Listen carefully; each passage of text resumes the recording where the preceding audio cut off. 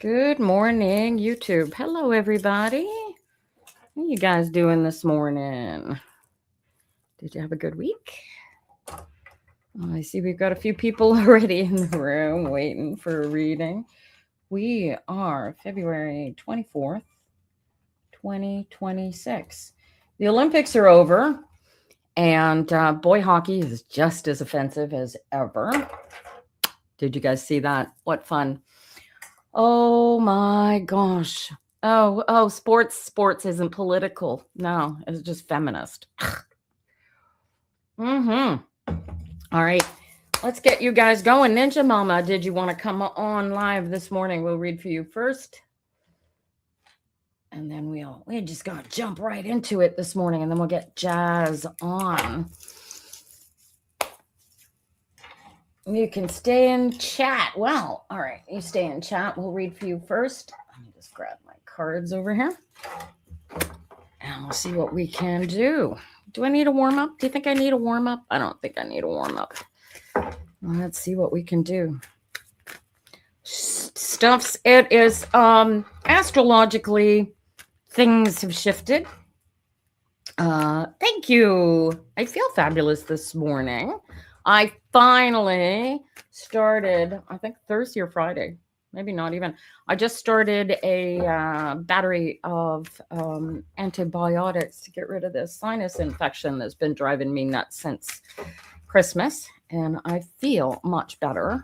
So yeah, I feel fabulous. I hope you feel fabulous. Fabulous, darling. All right. So for those of you who are tuning in for the first time, my name is Tina Brooks. I am a professional tarot card reader. Excuse me, near Montreal, Quebec, Canada. And so these readings are free until noon today. And I tend to do this every Tuesday, although this coming Tuesday, next Tuesday, I may be taking the day off because my grandson has the day off of work, and we want to day off of work. He's my grandson, day off of school. And we're going to see about taking him and his mom out for a day to have some fun. And we haven't figured out what yet. Maybe the Space Museum, maybe the train museum. And that'll be fun. Anyway, you get a sinus infection right before you got COVID the first time. Oh God, I can imagine. That was horrible. I supposedly have had COVID once, tested positive once. No symptoms whatsoever. I'm either an asymptomatic carrier, or I have the immune system of a goddess.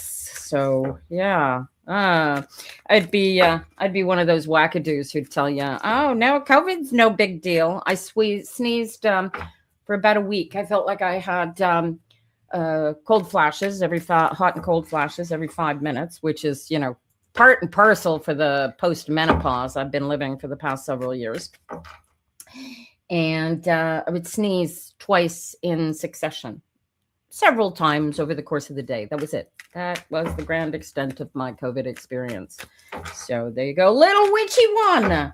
You want to read him this morning? I want to get you in early. We keep missing you, honey. How are you? The man is the same. He got it and was absolutely fine. See, some of us, I don't know what it is, what we did, did we eat dirt as babies?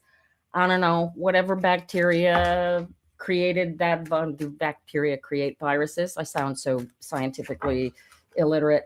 Whatever virus COVID actually is, there it is. And I'll tell you what, if you don't have the immune system that I and Ninja Mama's hubby have, you don't want COVID. I have seen it is awful. Well, right on. Well, stick around. Hopefully we can get you in right quick, little witchy woman.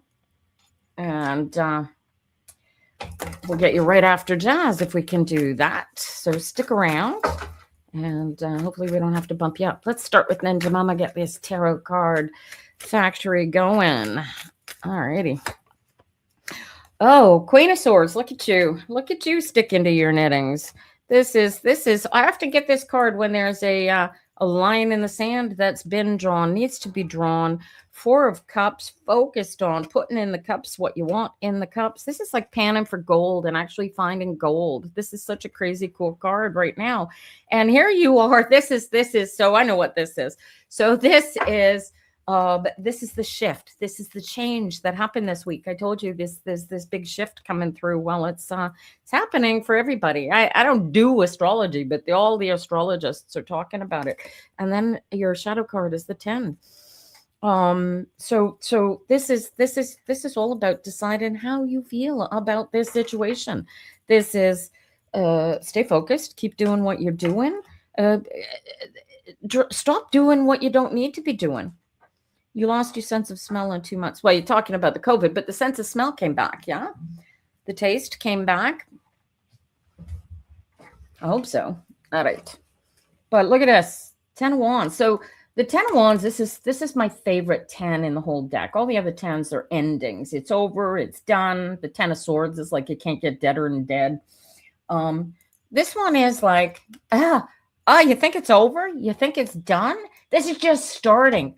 This is a whole new chapter. The one that comes from this 10 is so explosively powerful because it's really focused on what it is that who you are, what you are, when you are. And it's the very beginnings of really actively creating this life that you want to be living. Do you catch this? Holy cow.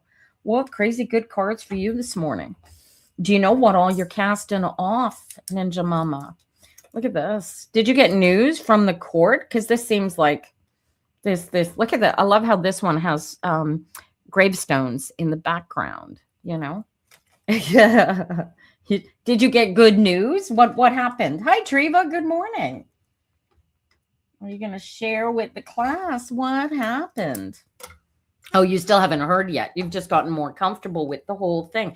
Did you hear from the living space people? Or is this is the challenge of this 10 is the waiting for the hearings of both, but they both feel the power of not really caring which way they come down. And that's the beauty. That is the beauty of this whole alignment practice, you guys, is looking at it and going, you know what? Whatever happens, whether it comes down in my favor or comes down not in my favor, I just gotta go with the flow, whatever comes. Do you get this?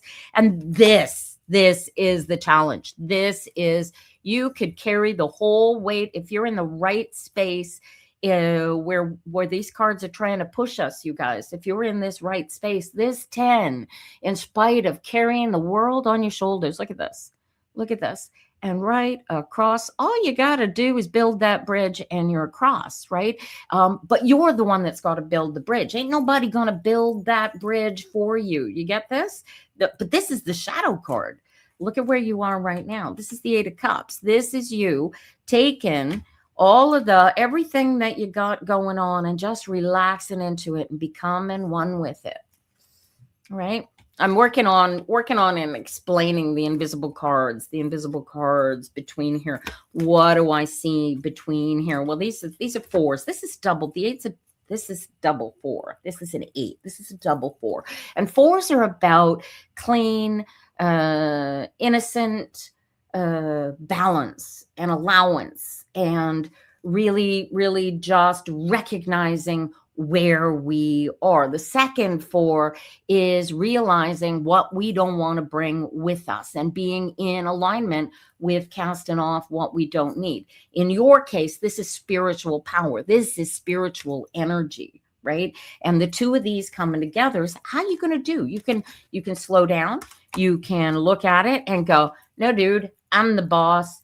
We're not going with the pointy-headed, stinky thinking anymore. We're going with the in alignment, and we are going to comfortably, easily, happily, joyfully, because this is choosing your emotion, right? Cups are all about your emotions. And if you can pick your emotions, you're no longer a slave to the emotions. You're no longer trapped in your head by the stinky thinking, because you get to go, hey, stinky thinking head, could you get on board here? Because I need you to be the engine that is my all that in a bag of chips, right? These, I love this. I did an exercise yesterday asking me about which cards I see as people get deeper and deeper into alignment. And I'm going to pay attention to that. But I'm looking at you, watching you get deeper and deeper into your alignment practice and seeing it come together and work for you. And I'm seeing the pip cards. I'm not seeing the majors, right? But this is the craziest card, right? All that in a bag of chips. The queens are the ones who make things real, right? So when you can just be who you are, right, and harness the energy of the queen, draw the lines in the stand, pay only attention to that which is most important that you pay attention to in the moment, and do the things that you know contribute towards where you're going to be when you get there. That's the Queen of Swords in her best energies, right? And all you got to do is choose it. And no, I've said this 100 times. The shit doesn't stop happening. It keeps happening. You just get better at dealing with it. Do you get it? Oh, look at that. Look at that. And focus on the loved ones, not the, oh, and look at this. Deuce of Cups coming up. So this is everything. This is you coming together. This is hubby coming together. This is the kids all coming together. This is early, right? And this getting into alignment, whether it's you, whether it's the whole family as a single unit, followed by the Knight of Wands. And this is about going after creating what the life that you guys want to see in the world. And look at the celebration. So I got this celebration coming up. The Knight here screams of, it's an 8 of Wands. It's also a wand. So there's an element to the, yeah, once I sign those papers, right? But what I want you to focus on is you've already won. You've already won. We're just waiting for the papers to get signed. And with it, followed by the Ace of Swords, that's even more, right? You already know. You know you've already won. No matter how this comes down, you know you've already won, right? And look at you. Smug is a bug in a rug. Look at that. This is the get Trump out of your head. If you guys are thinking about Donald Trump, knock it off. He has way more control over rich people's lives than he ever will over yours. He's already done the damage that he's going to do. And we just need lawyers. Lawyers fix everything. Judges fix everything. Here's the agreement that you end up signing. And then it's just, these are internal demons. Look at this. Look at this. These are internal demons, right? If you can't work with these internal demons, go right back to the beginning of this spread and become that Queen of Swords. You already know. So, and your hubby, I hope, has been watching this series, because he should know by now too. If you're not practicing it, guys, you can only do it by accident if you're not actively choosing to be in alignment. And you know what? You're going to get into alignment anyway. Sometimes the energies just come together. They just flow the right way, and you're in alignment. Voila, there's the magic happening. So yeah, it happens anyhow. Life is like that. That's what you're here for, right? Wow. Great cards, darling. When is that freaking, when do you hear from the courts anyway? This has gone on forever. Aren't you glad you signed those papers back last fall saying, I'm not doing this anymore. I'm not playing anymore. Imagine if you were still playing. Huh. All right, Jazz, are you coming on board? Are you coming online this morning? Or are we going to read? There we go. I'm going to put the link in the chat if you want to come on live. Now it's March 13th. Right before. Yeah, a couple of days before the Ides of March. Very cool. Dear Mom, what is past life connection of me with my husband? Why we fight this much? You fight this much because you're not in alignment, and it has nothing to do with your past life, honey. Stick around and I can read for you after I read for Treva, who is currently third up in my lineup. And right now we're going to read for Jazz and see where we can go here. Oh, I did this, Oh, there is one in there. Okay, guys, if you make me cry, I do have one tissue. So there you go. All right, we're going to bring Jazz on right now, and everybody say Hello. hi, Jazz. Good Hi. morning. Oh, you Hi. look bright and shiny, Yes. like a brand new penny. Don't tell me anything. I want to see it in the cards. Let's see what we can pull. I can feel your alignment from here. Triva, can you feel it? Triva feels. Triva, I think, has been working on feeling whether or not other people are in alignment, or at least I hope she has, to see whether she's above or below them. I'm looking forward to reading for her this morning too. I always look forward to reading for all of you guys. I love watching your lives become so much better by simply doing nothing but meditating. Okay, yeah, it's not really a meditation. Oh, look at this. All right. Oh. This is, whoa, huge. Okay, so I was just talking about the conversation I had about people getting more and more into alignment, and then major cards. These are life-changing cards. You get into the majors, these are the big eddies. These are like real important things. This first card out of the gate I get for you, Jazz, is the Six of Coins. And so this is the element of give and take. And when you put out and you put out and you put out, and you're not getting back what you expect or what you want to get back, it tends to disrupt us.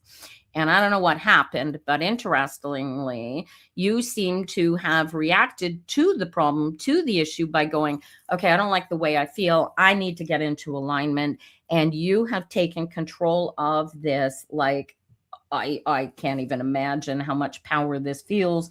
And here you are knitting your best future. And now the devil's in the details. So try and focus me here. This obviously has nothing to do with a judge or a priest, does it? No. No. So what did you determine within yourself that this is like, I have committed to this and this is going to be my way, or the highway, Jack? Like, what is this? What am I looking at? Well, so a couple months ago, I got this letter in the mail right here about a beauty pageant, and I was surprised because I don't remember entering in it, but I'm going to go into this beauty pageant and try it out, even though my family's like, "You've never been in a beauty pageant before. Why are you in a beauty pageant? You never, that's gonna be a lot of judgment for you." And I said, I can at least try because they want me. They want me Hey, in it for my confidence. yeah, I want you in it too, because you're gonna win. Oh my gosh. You feel the beauty that you got shining inside of you, right? That's what people want to see. When that girl walks across the stage, and whether she's in a bathing suit or in a elegant evening gown, you walk across that stage, you are showing the world your inner beauty. It's got nothing to do with the dress, and nothing to do with the body, and nothing to do with the bathing suit. Do you get that? Yes, Yeah. it's my So inner soul. you can win this, right? And devil's here in the details. So what I want you to do is, let's go back to this Six of Coins, because you went, oh my God, I forgot all about this. But guess what? I'm doing this. And they went, oh, why are you doing that? And sort of like tried to pop your balloon. And you said, you're not popping my balloon because I'm doing it. Look at you with the balloon here. Look at you holding that balloon and going, dude, this is my balloon. You can't pop my balloon. I don't know if that's even coming in to focus for you. Look at that. No, I You're the see one in it. charge. You're the one in charge here, right? Not them. What they think of you and what you do or say is none of your damn business. And you did this. You should pat yourself on the back for that one. See, and here's, I keep saying, you've got to align the ego self and the spirit self, right? And the two in alignment is where your serious power and your ability and your knowledge and your justice, your self-justice, your this is like righteousness. I deserve this. I deserve to get to at least try. If I fail, here at the end of the day, you're not going to fail because you're going to have tried your best, right? How long they've been telling you Yes. stuff like that? 23 years? Uh, well, more like when I was in middle school and joining all the sports teams, they're like, like, it wasn't equal give and take in high school when I would get treated differently by everybody else in high school. But Mhm. now that I'm facing the world on, I'm just noticing those people are not worth my time to give if they don't want to match up with me. Even yes, when you showed me that card about the like balloon pop, when I announced it over Facebook, my grandmother got she said, Jasmine, this might be a scam. And I'm like, it's not a scam, it's real. So then I'm like, I didn't even react. Then I took my post away from Facebook because I'm like, I'm not gonna get into an argument with my Oh, cool. grandmother over media. I just wanted to stay neutral and be like, I'm being Yeah. It's the justice card. It's very much, it's an emotional card. It's also an 8. It's about forward movement and forward movement in balance, right? And the power, think of yourself as, think of the power that a judge on the Supreme Court actually has, right? That's you. You are the final arbiter. You are the one that always gets to decide, right? So when you do it in alignment, and you do it because you want to, and because it's something that you think is going to be fun. Fun is a great motivator, by the way. The more you can get into fun as a motivator, the better alignment works, right?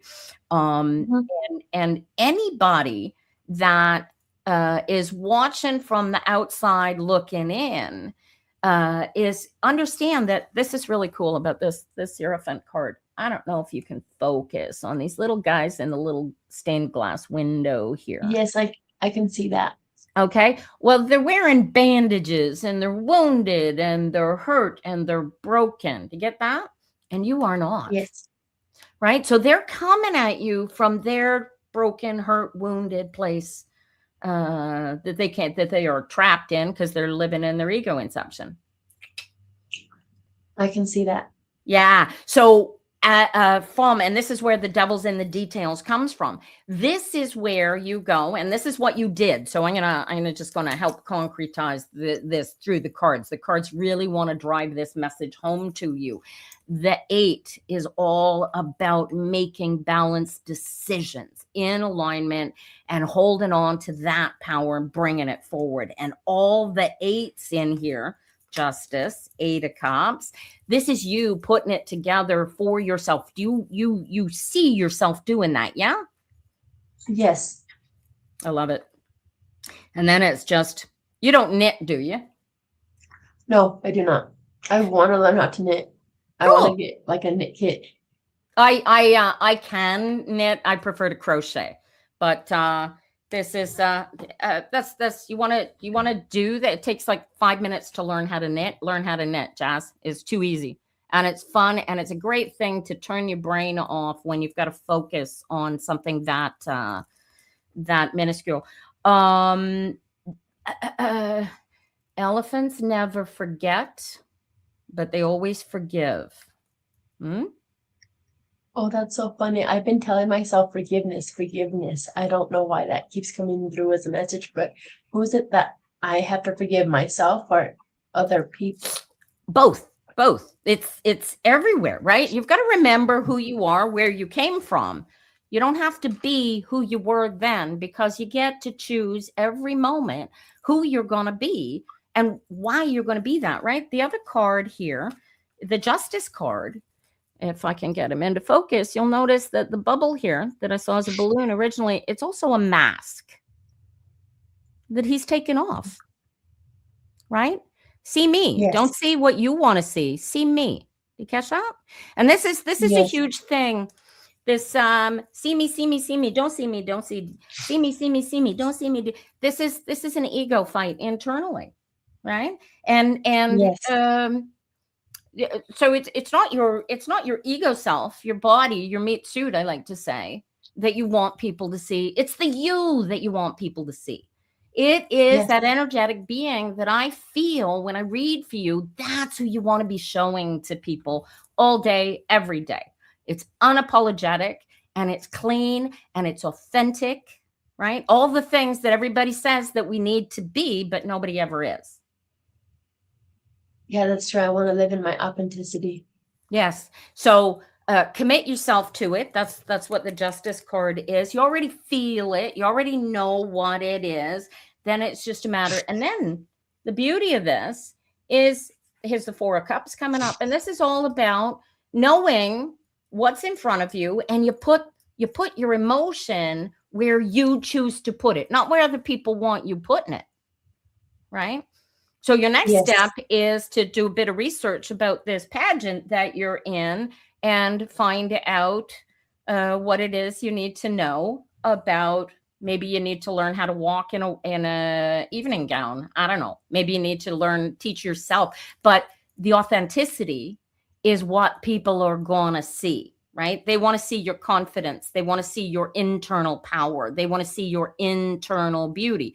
So when you step on that stage, if you step up there, you could be wearing the finest Christian Dior gown and a pair of 6-inch Louboutins and still feel no bigger than a gnat, and you'll lose. But if you walk in there, you could go in there naked as the emperor with no clothes and emanate the power and control of who you are, where you are, when you are, and that's how you'll win. You get it? Yes. And that's the commitment to self. And then it's just a matter of, you go with whatever they throw at you. And because you're in your authenticity, it's easy enough to take a deep breath and choose how you're going to feel going into the next moment, and go after what you want with a vengeance, because you know you deserve it. You know you want it. You know how to get it. And now you just got to create it. I love these cards for you. So when is the pageant? March 4th. March. Oh my God, it's like a week away. So that's why I've been practicing all these questions they want me to answer. So I've just been trying to answer them right. So they are like, I just don't want them to be like, you don't stand up for this or what. So I'm trying to like just focus in on all my questions and practice them. Atta girl. Show me your manicure. I love your manicure. Oh, very pretty. Look at mine.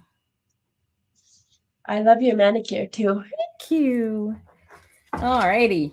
Oh my gosh. Oh, well, the 4th, that's, I might not be here next Tuesday because I might be spending the day with my grandson. Oh yeah. Good luck with your grandson at the train museum, or did you say you were going to the train or the science museum? Well, we're not sure yet. We might go. They've got a space museum here in Montreal where you can go into like an airless chamber and you can float in space. But I don't know if he's quite old enough to really enjoy that yet. That's the sort of thing like a 10-year-old boy would love grandma to take him to, but he's only 6 yet. You mean like indoor skydiving? He's a little young for skydiving, and I'm a little old. Okay. See, I have a thing with skydiving. I could never understand why somebody would want to jump out of a perfectly good airplane. Makes no sense to me. I think that's how I was. I once told my mom, what if I go to indoor sky zone and jump out of an airplane? She's like, I don't think you're going to be able to master that, because even when I'm at we have this trampoline thing at this mall that I go to, and I can't trust them. Even though the bungee cord is on me, I can't trust myself to do a flip, knowing that bungee cord will support me. So that's like, if I go jump out of a plane and then just be freeload, I'm like, yeah, I'm gonna plummet down to the floor because I don't trust it. This is why you always pack your own parachute. Oh yeah. My dad learned that in the Air Force. Alrighty. Well, darling, you here going into this pageant next week. Best advice I can give you is, when you answer those questions, answer them from the heart, and prepare yourself. You can practice with, have a friend or have your mom throw questions at you that they would never ask you, so that you're never caught like a deer in the headlight when the question comes. Do you know what I mean? Yes, have my parents practice them and throw them a couple questions at me, so I'm not freaked out and be like shocked when they ask me. Exactly. So whatever question, I did that because I was so freaked out. I had to cross the border, and I didn't know how I was going to get across because getting caught like that. And they say that when you're neurodivergent and you're nervous, it shows on your face, right?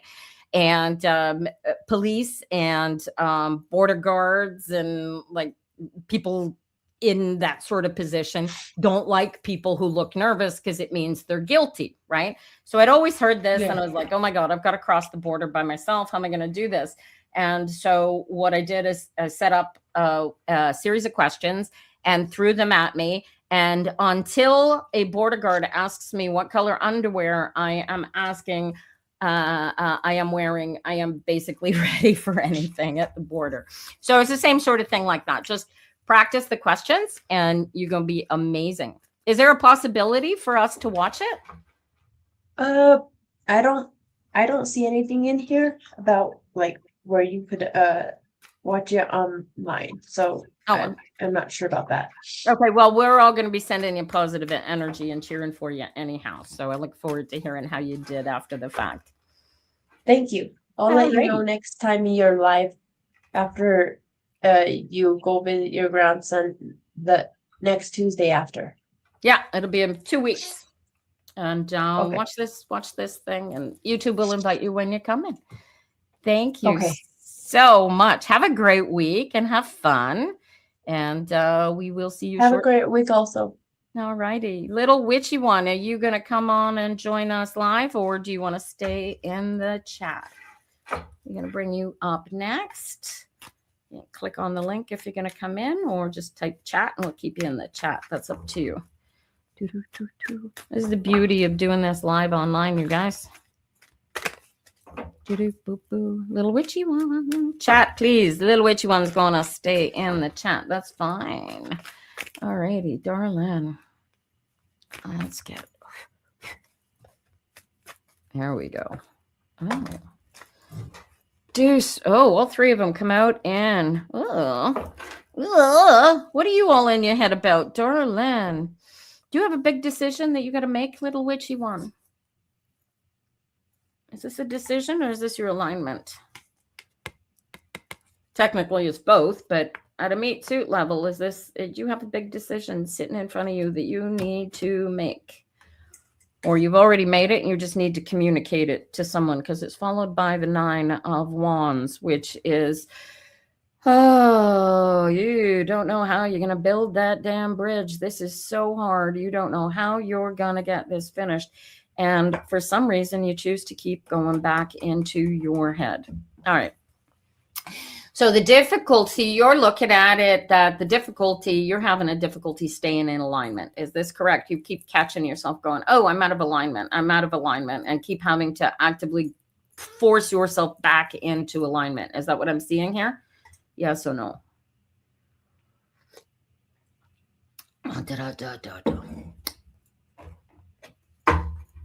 Oh. Oh, I'm getting a novel here as opposed to a quick yes or no, most likely. Close enough. So the thing is that here's the nuance for you, right? Whatever the thought is, whatever the idea is, whatever the situation is, you're exactly the same person you are when that happens as you were when you were in perfect alignment. Do you agree? Yes or no?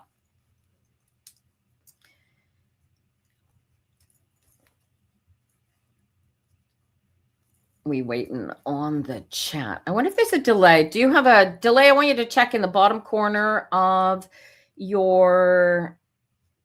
Yes, you are the same in both situations. Look in the corner of your YouTube and see if it's flashing that you're actually live, or if you're watching a replay. And if you're not, drag the arrow over to the corner. Make sure you are live at the same time as me. Otherwise, we get too long of a delay. That's one of the things that happens when you come in late, guys.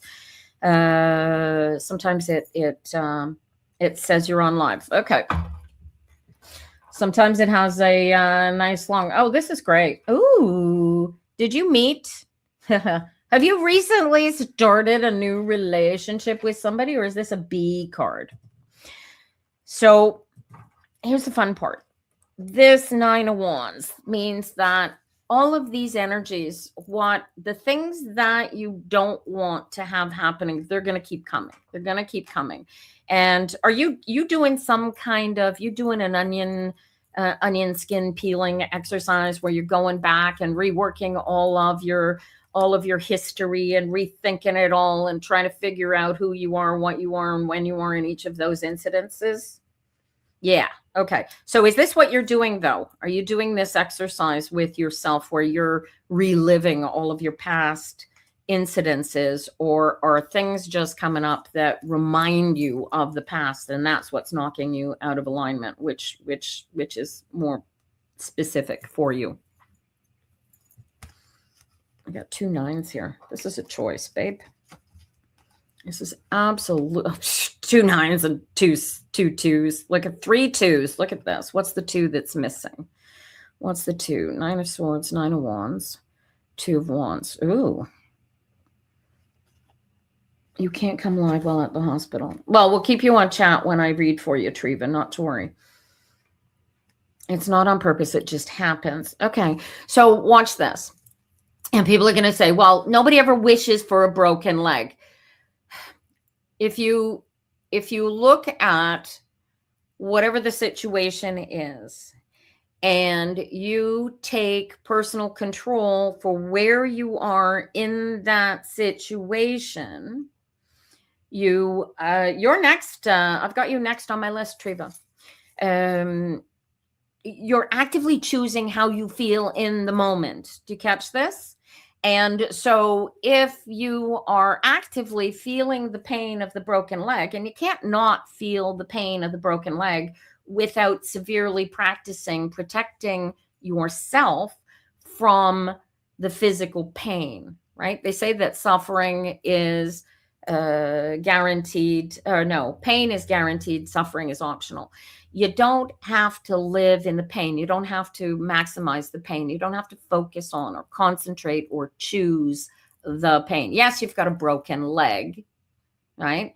But then the focus becomes focus on something else, so you're not feeling the pain of the leg. Do you catch this?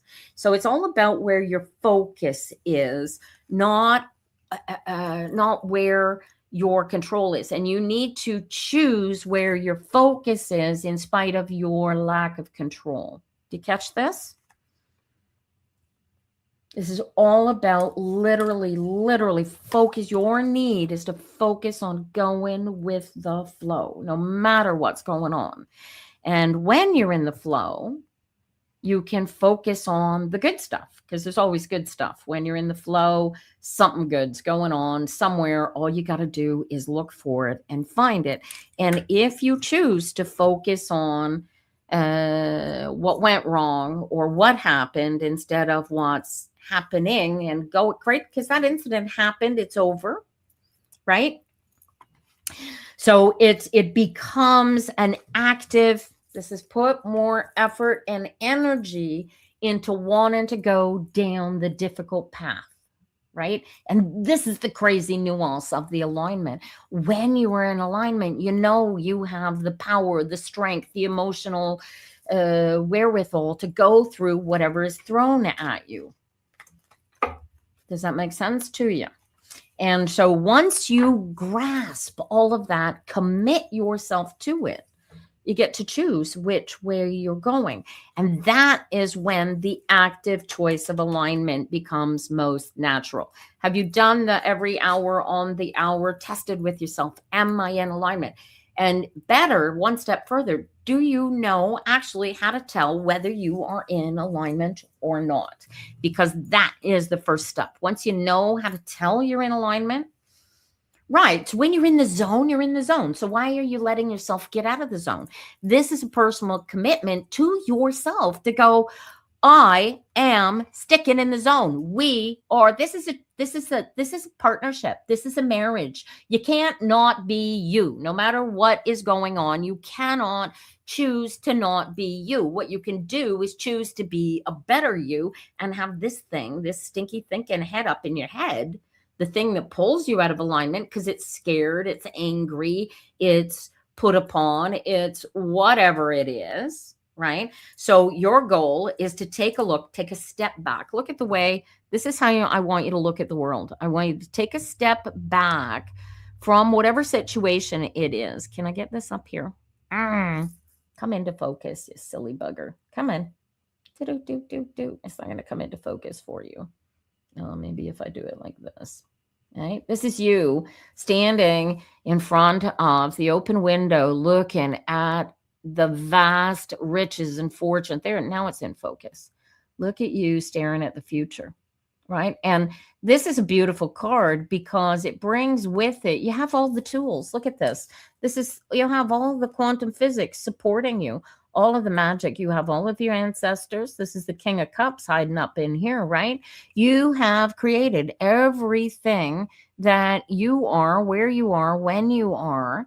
You own it. Now, don't let anybody take that away from you and go after what you know you want to be true.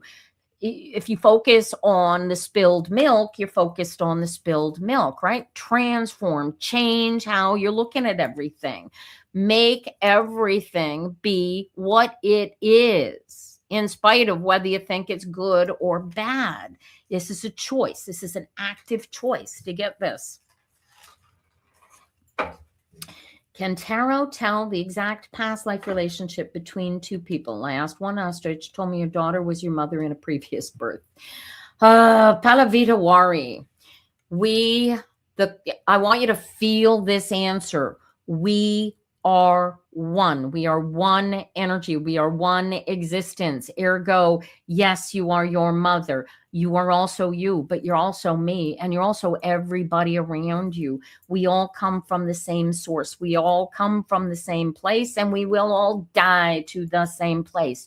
We are energy. Choose your energy. Here's your celebration. Here's your celebration, little witchy one.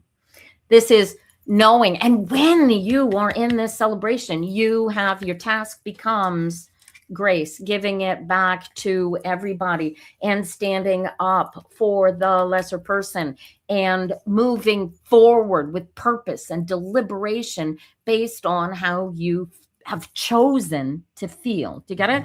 This is your power. This is your strength. Yeah, you can hope, you can wish, and you can plan for all sorts of things, but you have to hope and wish and plan to stay in alignment no matter what comes. And that's when the miracles actually happen. It's about the alignment. It's not about the planning. It's not about the creation. It's not about any of that. It's about simply being in alignment. And when you're not in alignment, the answer to any question, any stress is get into alignment, right? All right, Triva, let's get you on here next, my darling. Let me know if you got a question behind that little witchy one, but I shove you guys off a cliff. I'm not proud, right? Oh, Triva, what is this? You got Triva, do you have Donald Trump living in your head? Why am I getting this Queen of Wands? Please tell me this is you. You're welcome, little witchy one. How can you wish or manifest your daughter came again in your womb? Oh, that's an interesting question. Hang on there, Palavita Wari, and I will bring you on right after Triva, and we will explore that, shall we?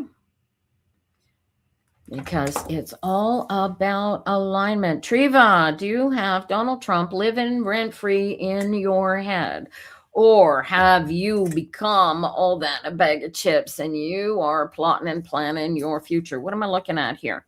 You feel so comfortable and so protected and so complete and so whole when you are getting the treatment that you're getting. Yes. What am I looking at here, darling? Why is this jumping out of the deck at me? Are you still here, Triva? This is a practice. Practice, practice, practice makes perfect. Be the joy, the happiness that you want to be. Focus on and stay out of your head. It's the when you focus on the negativity, when you focus on the bad guys, when you focus on them and you take your focus off of you. Do you get this? And I don't know if Triva is still with us or not. This makes sense to you guys? This is if you get Trump in your head, get Trump out of your head. This is the end of that. This card, what a lot of people don't see is that This card represents the energy of Trump, and you have that same energy. He doesn't care whether he's a good guy or a bad guy. He cares whether he's bringing in the coin, whether he's getting the kudos and the honors. The man throws ketchup like a baby man, right? Like, what kind of power you want to give this guy in your life over you? I want you to take this guy, take the power away from him and embrace it yourself. This is your power. This is your energy. Do not give it to the likes of Trump. Do you get what I'm telling you here, you guys? This is so powerful. Alrighty. Palavita, do you want to come on live for your reading, or do you want to stay in the chat? Entirely up to you. The link is in the chat. If you'd like to click on it, you can come on live, or say chat if you're going to stay in the chat. And we will take a look at tell you some technique of manifestation. Manifestation is something over which you really have no control. Manifestation is simply the energies of the universe coming together. This is basic quantum physics. You cannot control the flow of water. You can simply redirect it. And the only way to redirect the water is to become one with the flow of the water. Do you catch this? So, has anybody ever taught you how to Palavita? Has anybody taught you how to do alignment? Do you know how to feel alignment, right? Do you do meditation? Now, people will tell you that meditation is about, I don't know, you're supposed to turn off the voices in your head and sit quietly with yourself. What they don't tell you is that you can't really turn off the voices in your head. You can just change the voices in your head and get them on board to focusing on what you want yourself focusing on. You catch this? You're the one in charge, not your stinky thinking. And you don't know how to feel this. All right. Do you have children, Palavita? Do you have children? Yes or no? I use children as an example because they say that when your firstborn is born, and you look into their face, you see the face of God. Oh, Triva, you're back. I did your reading, honey. Well, we're going to have to do that over again, so stick around. Palavita, do you have children or no? And check your live stream, bottom corner of your chat, and see if you are flashing live or if you're on a delayed stream. I'm not even sure what the delayed stream looks like because it renders after the fact. No, you missed it. Oh, well, that's all right. I'll pull out more cards for you. Do you have, I'll ask you, Trivo, while I'm waiting on Palavita to respond there. Do you have, you got Trump trapped in your head? Because if not, I love this card for you. I got the Queen of Wands. Yes, you. Do you have Trump living rent-free in your head? Because I got the Trump card for you. I seem to have lost Palavita, you guys.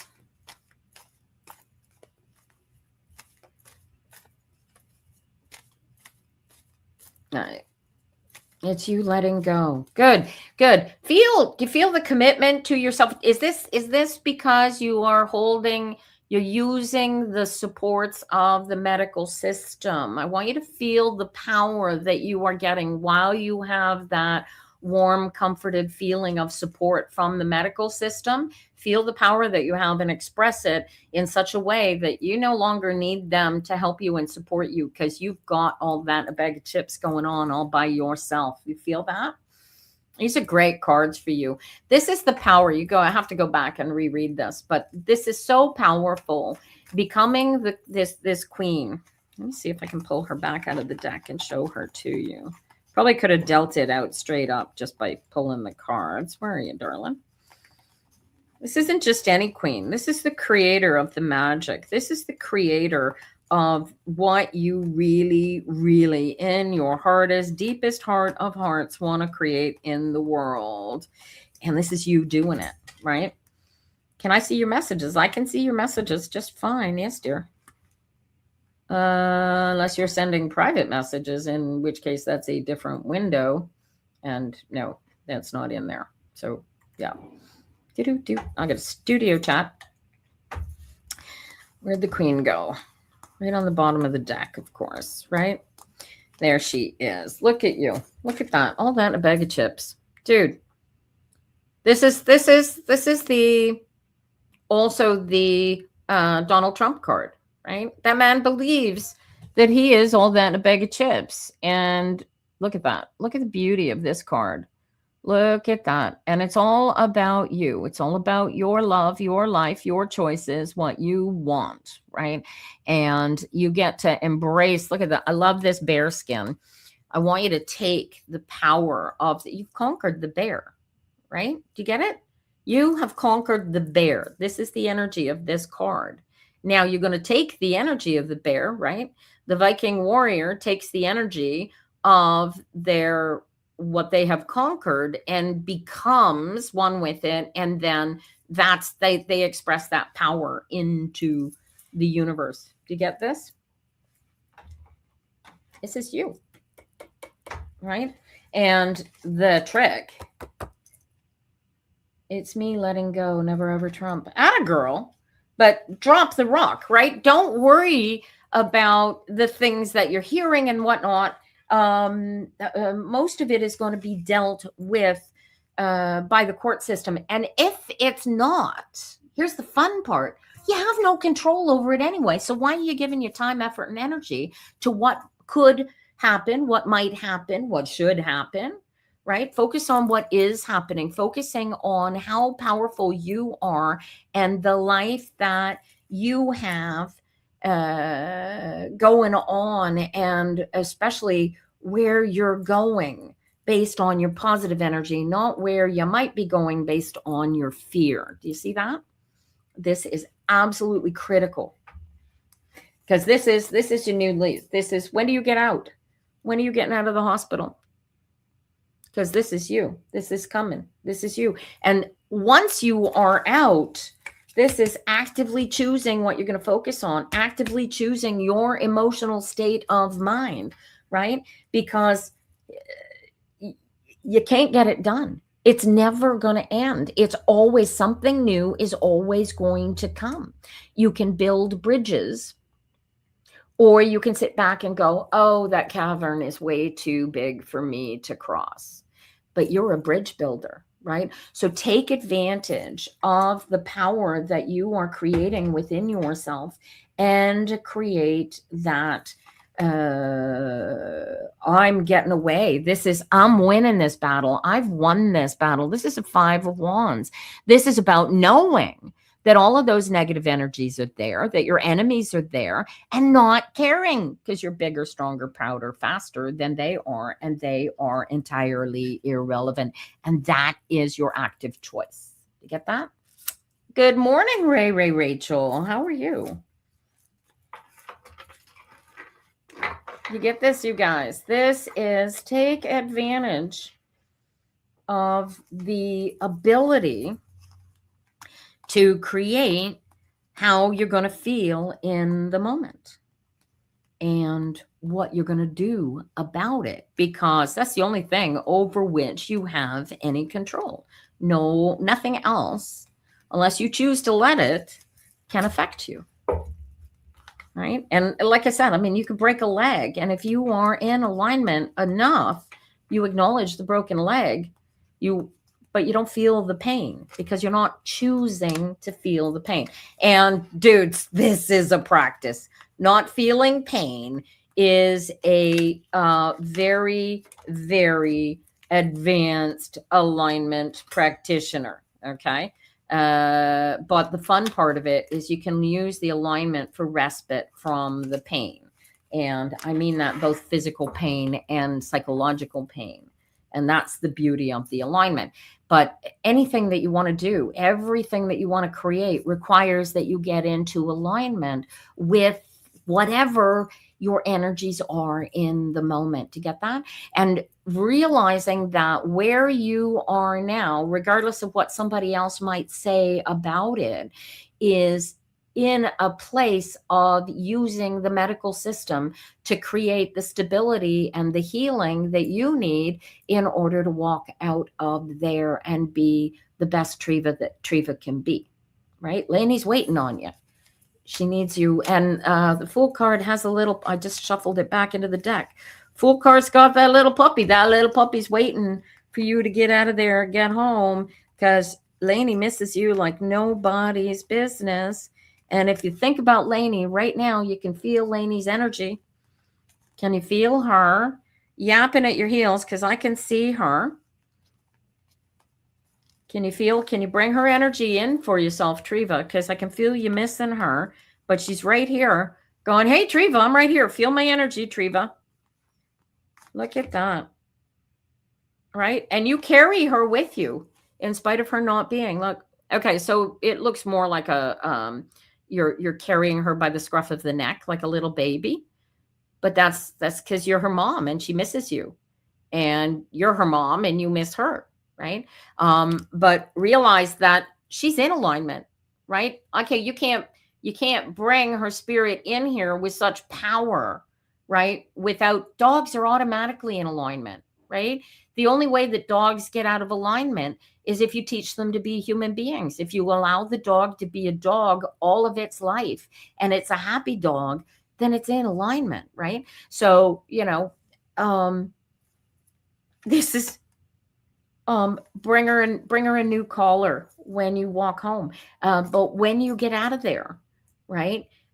First thing you do, hopefully the water is going to be thawed by then, but first thing you do when you go, you take her for your walk down by the river and you both get into the river and feel that power and be one. This is your healing. This is you taking everything that you need internally and doing the best you can with it, no matter what your meat suit is going to do to keep you from getting there.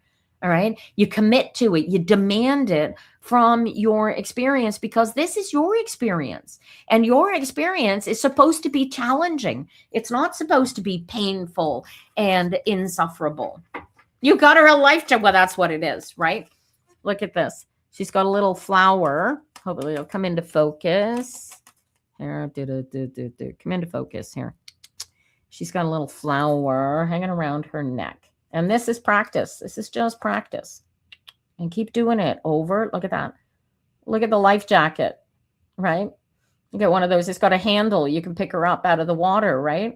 That's you carrying that life jacket. That's hilarious. I love the cards are so bizarrely, this is your baby. This is your baby. You still have this intellectual decision to make to go into the battle with Goliath, but you never have to do this. You can do this internally, honey. You can do this internally and give the mother back his grace because you have all of this grace. Do you get this? This is about you and you get to decide. You don't ever have to fix any of that, but you get to decide. And once you decide which way you're going to go, then you're in charge of the emotions. You are in charge of where your happiness lies, not anybody else, not them.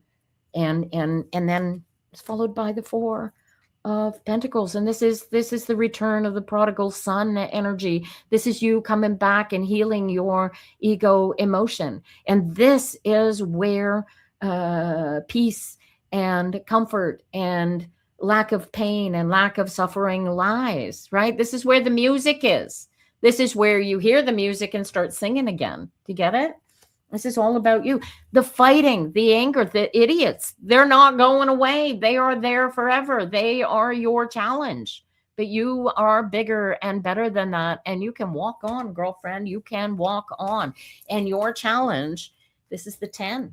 This is your challenge, is to realize that this isn't an ending.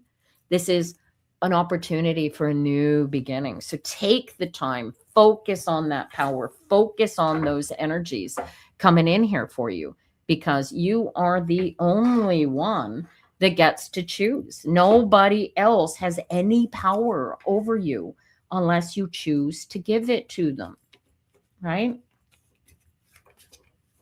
No. You take that back. That's an absolute lie to the universe. I didn't save your life. You saved your life. You did this. You paid attention to what the cards were saying to you, and you used it to figure out who you are, where you are, and when you are, and you started going after it with a vengeance because you deserve it, babe.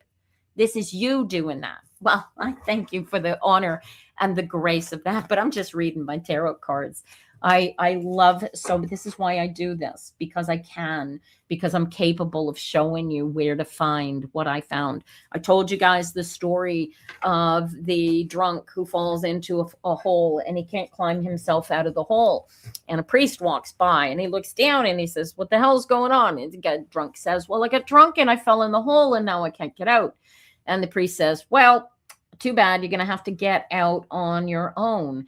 And he walks on. And then a rabbi comes back and he sees the poor drunk in the bottom of the hole, and the same conversation happens. And he says, well, you know, this is the way that this is God's will. You have to get out on your own. And the Muslim imam comes by and the same thing happens. And he sees the drink. Stop, you're on your own. You got to pull yourself up by your bootstraps, dude. And then another drunk, a member of AA, comes by and he sees the drunk in the hole. He says, hey man, what happened to you? And the drunk says, well, I got drunk and I fell in the hole and now I can't get out. And so the drunk jumps down into the hole, and the first drunk says, what are you doing? And the AA guy says, well, he says, you're down here in this hole, you can't get out. And he says, yeah, but you know, the priest and the rabbi and the imam, they all looked at me and said, you got to do this all by yourself. And the AA guy says, dude, says, once I was a drunk just like you and I got myself out, I can help get you out. You get it? So now that you have this, embrace it, become one with it, and then your task becomes to share it with everybody else. That's the grace that we're looking for, right? That's the grace that we're looking for. So Greg just came back from his morning stuff. Yeah. Okay. Palador, you understand little English and especially foreign accent, but you are connected to me. Well, I do French too, Palavita. If you can do French, I can do this in French, but otherwise we're sort of limited. There is an ability they make translators now where you can listen to me. And Palavita, I will teach you how to pray, and praying is an internal thing. And are you a Christian, honey? Love you, Triva. Love watching your grace come together. You only understand Hindi. I'm sort of limited on my Hindi. I can do a menu in Hindi. But there are translators that you can get that can translate for you. You're the sort of person, I think, who needs for me to read for them in English and somehow have it written so that you can read it. And I don't know if this is, I think I've got subtitles turned on. You might be able to pull them up. I'm not sure. But ideally, I had asked, do you have children, Palavita? Do you have children, little babies, bambinos of your own? Do you have your own children?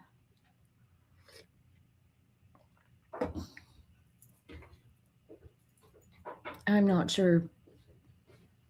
Here's the beauty of it. How can I partake knowledge to you when you don't understand English?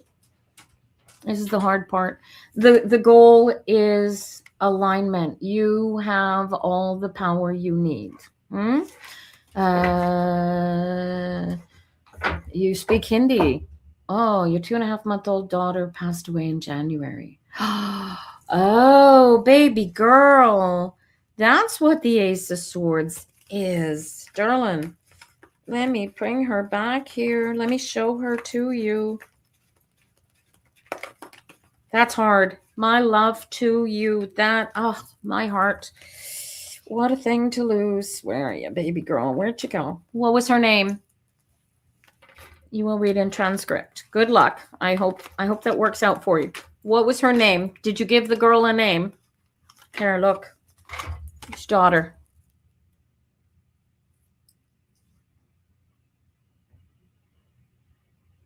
That's your baby girl. Amber. This is Amber. And she says hello. She says, I love you. And she wants you to embrace her. You're not picking up on her spirit, but she's still with you.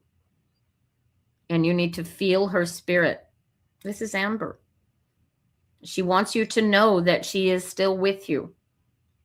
Can you feel her presence with you? I want you to feel her, Palavita. She wants you to feel her. And you can do this. This is where you're getting it. This is your power. This is your strength. Devil's in the details. Oh, she knows. But can you feel her? Feel her with you. I want you to read, Palavita, have you read the Bhagavad Gita? I want you to read the Bhagavad Gita. This will give you Amber back. This will give you back your power. This is so painful for you, I know. But she is still with you. Look, still with you. This is the feeling, this pain. Oh. She's okay with that. It's okay. It's okay. She knows, and she's with you. Do you get this? I mean, take a nice deep breath and feel her with you. Because this is your future, honey. This is knowing that you are not a pathetic mother. You were a wonderful mother. And she knew what a wonderful mother you were. Look, this is you. This is how Amber sees you. This is you and Amber, spiritually. She's not gone. She's still with you. All day, every day. You have to feel her presence. You have to choose to feel her presence. You want to know if you're going to have another baby. You have to get pregnant to have another baby. And you have plenty of babies available to you. You just got to get with the concept and go after it. Choose how you want to feel about this. If you're going to grieve, grieve, but know that she is still with you. She is comforting you. You gotta give her grace. Feel the solidity. Take back your power. The truth is not what you're feeling, and you have to choose better emotional feelings for yourself, because that's not what happened. And she knows it. Now you need to know it. Okay? I wish I had better Hindi for you, but I don't think saying butter chicken is going to help. Oh, much love to you, my dear. All right, Rachel Ray, are you still hanging out waiting for a reading, darling? Rachel Ray, you're welcome to come online. Oh, you're understanding. That is the best thing you could have said for me. Rachel Ray, if you want to come online, you can click on the link I just dropped in the chat. And we're just into 10 o'clock now. Now, who do we read for? Rachel Ray, are you still here? Who is still here? All right. Looks like I've read for everybody this morning. Usually it's 11 o'clock before I've read for everybody. So what's going on here, you guys? Nobody coming into the chat today. Come on, you guys. And what are we going to do? All right. So I suppose we are going to have to we just read general cards for you. So we've got some I suppose, what do you call it? We've got classes, I guess, tarot classes starting up. At this rate, it looks like May 1st, you guys. I'll be doing, we'll be doing in-person classes as well as doing the Tarot Phenoms classes here online. You guys want to join in and learn how to read the cards, you are welcome to. The classes will be free unless you come in person, in which case I'm going to charge you for the coffee. So it'll probably be $5 a head for the in-person classes, and we'll do it that way. Otherwise, I'll end up doing it somewhere else, and then you can buy your coffee from whatever cafe we end up in. Tarot struck me. I found my first tarot deck. I'd been reading for about 3 years when I found my first tarot deck. And those cards, that was the first printing of the OTO version of the Crowley Toth Tarot. This, my favorite deck. And this is the Crowley Toth Tarot. And these cards are amazing. Look at these. You'll see sometimes these will be, now these have had the edges, the borders. These have had a borderectomy is what we call it in the tarot world. And these cards, that's that 9 of Swords, nasty ass cards, right? And look at this, the Aeon. This is, oh my God, the birth of everything that you are and your spirit calls you to. These cards are so intensely capable of teaching you to live as one with your best self.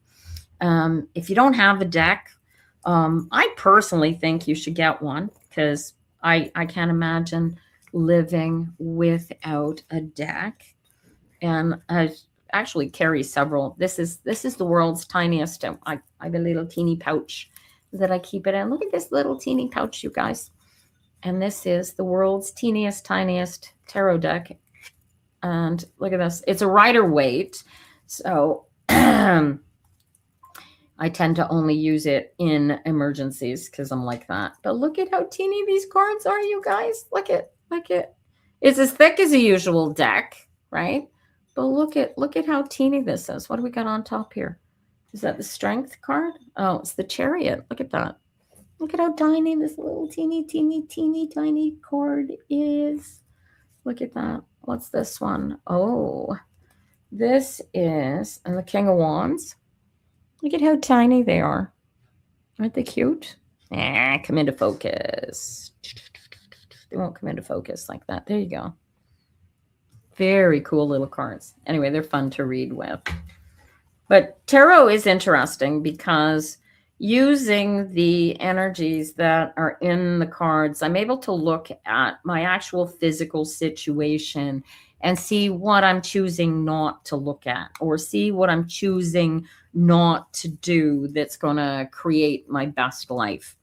And in choosing not to create my best life, it's almost like I am praying for all the negativity that I fear or don't want in my life to come into reality. And the whole point of the law of attraction is to simply get into alignment with yourself and allow the world to be what it is. It is when we try to control things or own things that are not ours, over which we have no control, that we end up in disruption. And disruption is where we don't want to get, because when we are disrupted, then we feel bad and we feel angry and we feel out of sorts. And so that's why we want to do it this way. And I'm putting the wrong deck back in my bag. Alrighty. And yeah, and that's why you do this. You do this because some people out there are so lost in their ego inception that they can't see themselves. And if I can help you see yourself and see your situation for the reality of where you are. Listen, you know, losing a baby, losing a family member, losing somebody that you care for, feels like you've lost a piece of yourself. And the funny part about the energy existence is that when you realize that that person's self was just a splinter of the greater us, though I like to call it the we all, because it's a we all. You know, it isn't just me. I'm the center of my universe, but you should be the center of yours. Why? Because you are, right? All the rest of us don't exist in reality. We are simply a perception of yours. I look to you exactly how you choose to see me. If you're attracted by what I'm reading in my tarot cards, there's something about it that's calling to your spirit, and your spirit is saying, listen to these cards. These cards are saying stuff that you need to be listening to. When that person is gone, and they've gone, whether it's a person, it's a cat, a dog, a bird, a ferret, it doesn't matter. It comes back in its spirit form, and we acknowledge that it's back, and we instantly create fear in ourselves because, you know, once you're dead, and you know, there's nothing after death except death, or whatever you happen to believe. And then you create this disruption within yourself by not acknowledging that spirit, in spite of it being right there in front of you, you know. And it's really quite interesting. But you can do this with living people too, right? When we internalize our pain and our suffering and make it become a part of our personality, this is when we lose ourselves in the whole concept. And it's just an ego inception. And you can do the Night of the Dark Soul, and you could do the peeling of the onion skin and going back and picking apart every single thing that ever happened to you that caused you pain or fear or suffering. Or you can just get into alignment, and none of it matters because you're in alignment. And the alignment is the key thing. And how do you get into alignment? You take a nice deep breath, and you do what I call a sink, and you relax into yourself, and you find the central core of joy, of light, of happiness within yourself. And it exists. I don't care how deep or dark your hole you've fallen into actually is. That peace, that comfort, that light is within all of us. You've just got to go looking for it. And when you find it, you fill every pore of your body with it. If you don't have a firstborn child or a thirdborn child whose face you looked into and you saw the face of God to fall upon, you could do it with a decent cup of coffee. You take the coffee. And you take a sip, and you hold the coffee in your mouth, and you taste the flavor of the beans, and you taste the life. And can you taste this? Is there a taste of cocoa in there? Is the taste of tobacco in there? Do it like you're tasting a wine, a fine wine, or a Scotch whiskey. And really look to be in the moment of whatever sensation you are using to trigger your alignment. And once you trigger it, you'll feel it. You can't not feel it. And then I want you to work it and play with it and build it, become one with it, and fill every essence, every pore of your being with that power of self and momentary oneness with the universe. Because shit is going to happen, and it's going to knock you out of alignment the first chance it gets, and you're going right back into your head.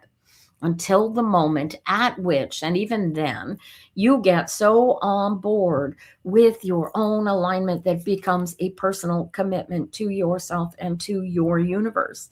And I'll tell you what,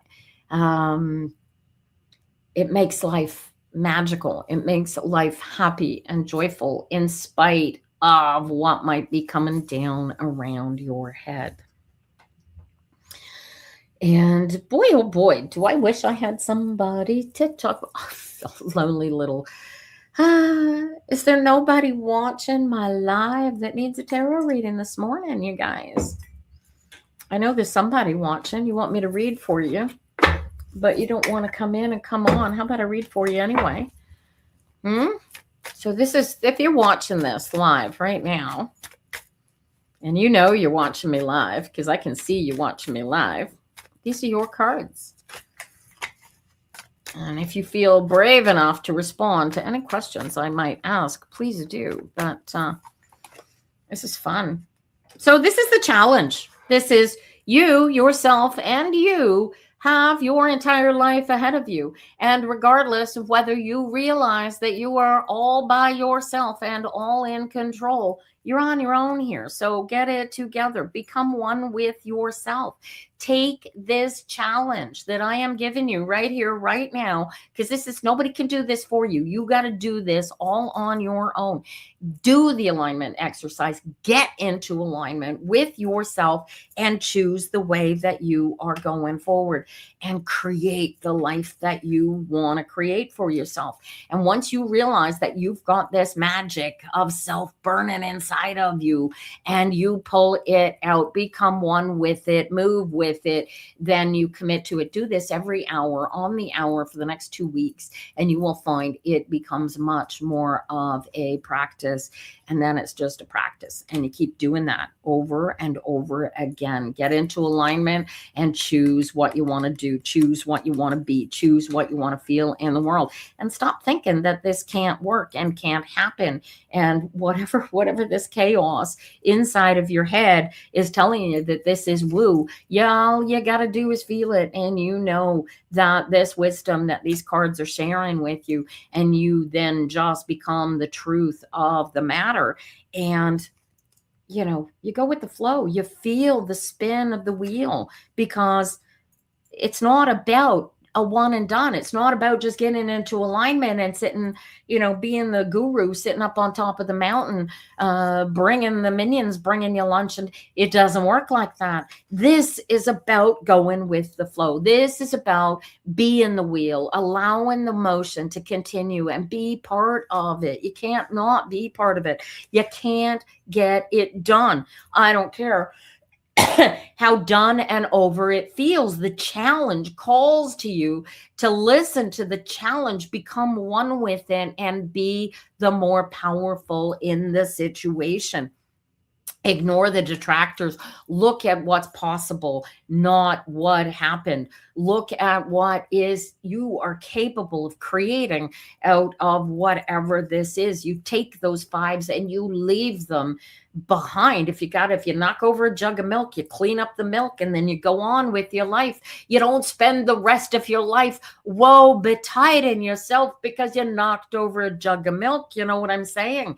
The goal is to find the peace and the comfort of self that you were originally born with, and then choose how you want to feel about your future.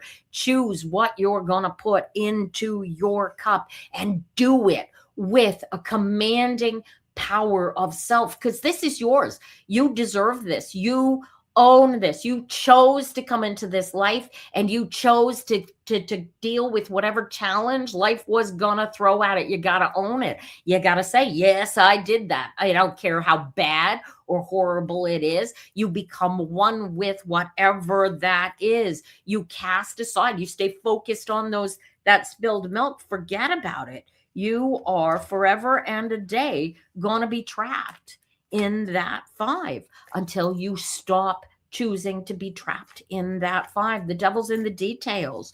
You get to choose. You get to create. You create your solidity. You create your honor. You create your power. You know, you go, oh, but so-and-so did this to me. So what? That happened. It's over. It's done. Give them back their grace and realize that they were not in their best self when they did that to you, right? You realize that whatever it is that happened is not your fault. It's not about you. What's about you is what you choose to make about you.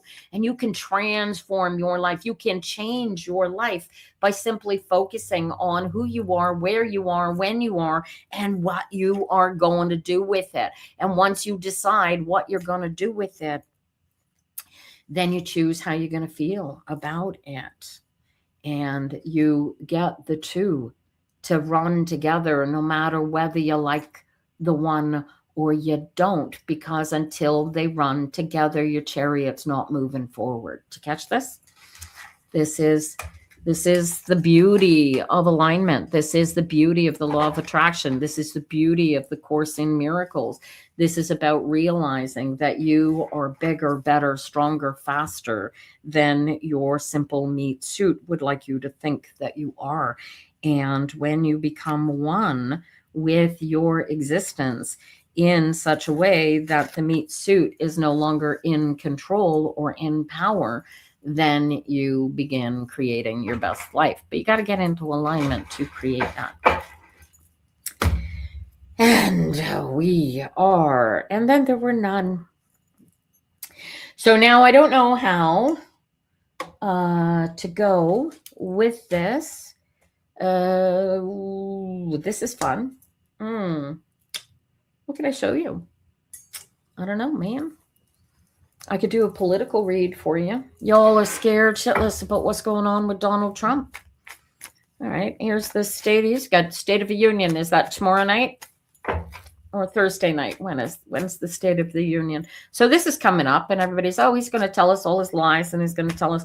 I'll tell you what's going to happen. Here's Donald Trump in his State of the Union address. All right, let's see. What's going to come out of Donald Trump in the State of the Union address. Everybody's so afraid of. Get into alignment. 6 of Cups. And no, this is Donald Trump is actually going to show you guys that you are really, he's not in control. The man is a total dementia case. Like, the man is not in and of his sound mind and body. And the longer that you allow yourself to think that he is, the more difficult all this becomes. And when you internalize that and you allow Donald Trump and his administration to have the power over you, then it cripples you. It keeps you from being able to do and move forward with the knowledge that you have inside of yourself. So this is the trick, right? I love this. This is the 8 of Swords. And the 8 of Swords, all of the 8s are about forward movement. And the difference between the 6 of Cups and the 8 of Cups, this is the alignment.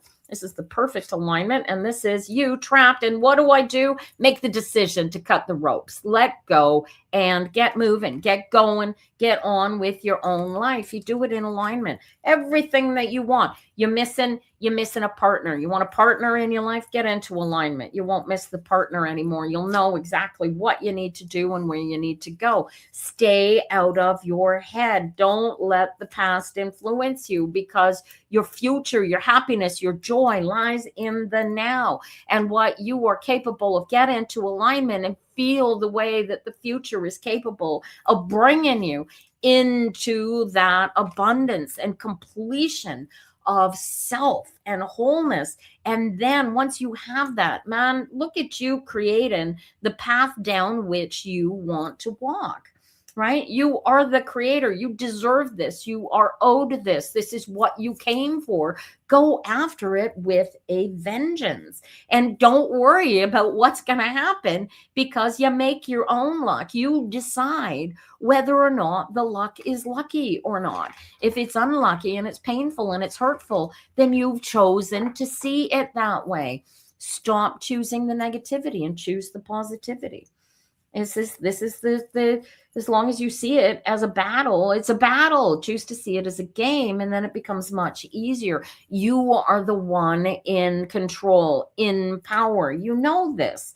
And when you are in power and in control, you can create unicorns. You can create rainbows. You can really create everything that it is that you want to see in the world by just allowing yourself. And the courage that comes from this is all of that.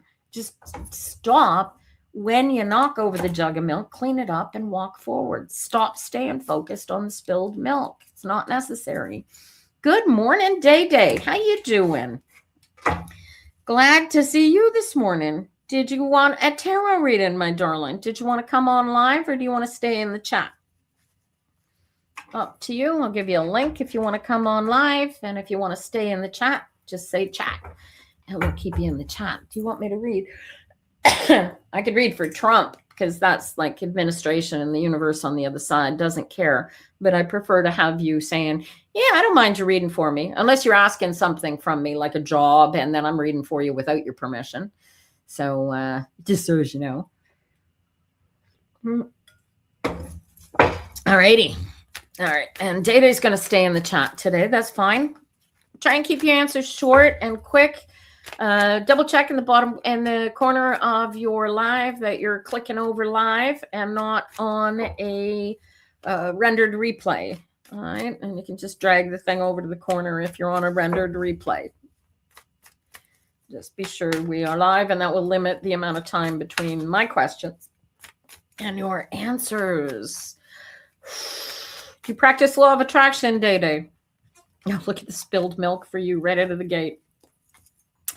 Followed by the 10 of coins. Oh, and then followed by the Ace of Coins. So the 5 of Cups is really what we're looking at. You're looking at is whatever this reflection, you're looking at life, and it is looking back at you, and you are going, oh man, this sucks. I don't know what this situation is. And financially, you feel like everybody is getting theirs except for you. And, rend to Caesar, what is Caesar's? And you got a tax bill hanging over your head that you're concerned about? Is this what I'm looking at? Is this your taxes, honey? Is this you all freaked out about your taxes? You'll have to type yes again if it is. If it's not, please say no. I don't want to put into the cards. But you seem to be in a situation of having to give money to somebody that you don't want to give to them, or you don't have that money, and you need to create that money. So it reads like taxes, and it's tax time. So it's an easy pick. So is this hanging over your head? Yes or no? Am I reading this energy right, honey? It's not taxes, but it is financial. Yeah? Is it financial or physical? It's one or the other. Something just punched, it's like something punched you in the head, and you suddenly got to come up with some money. Is this, what am I looking at here? What is this energy? Because if it's not money, it's your health.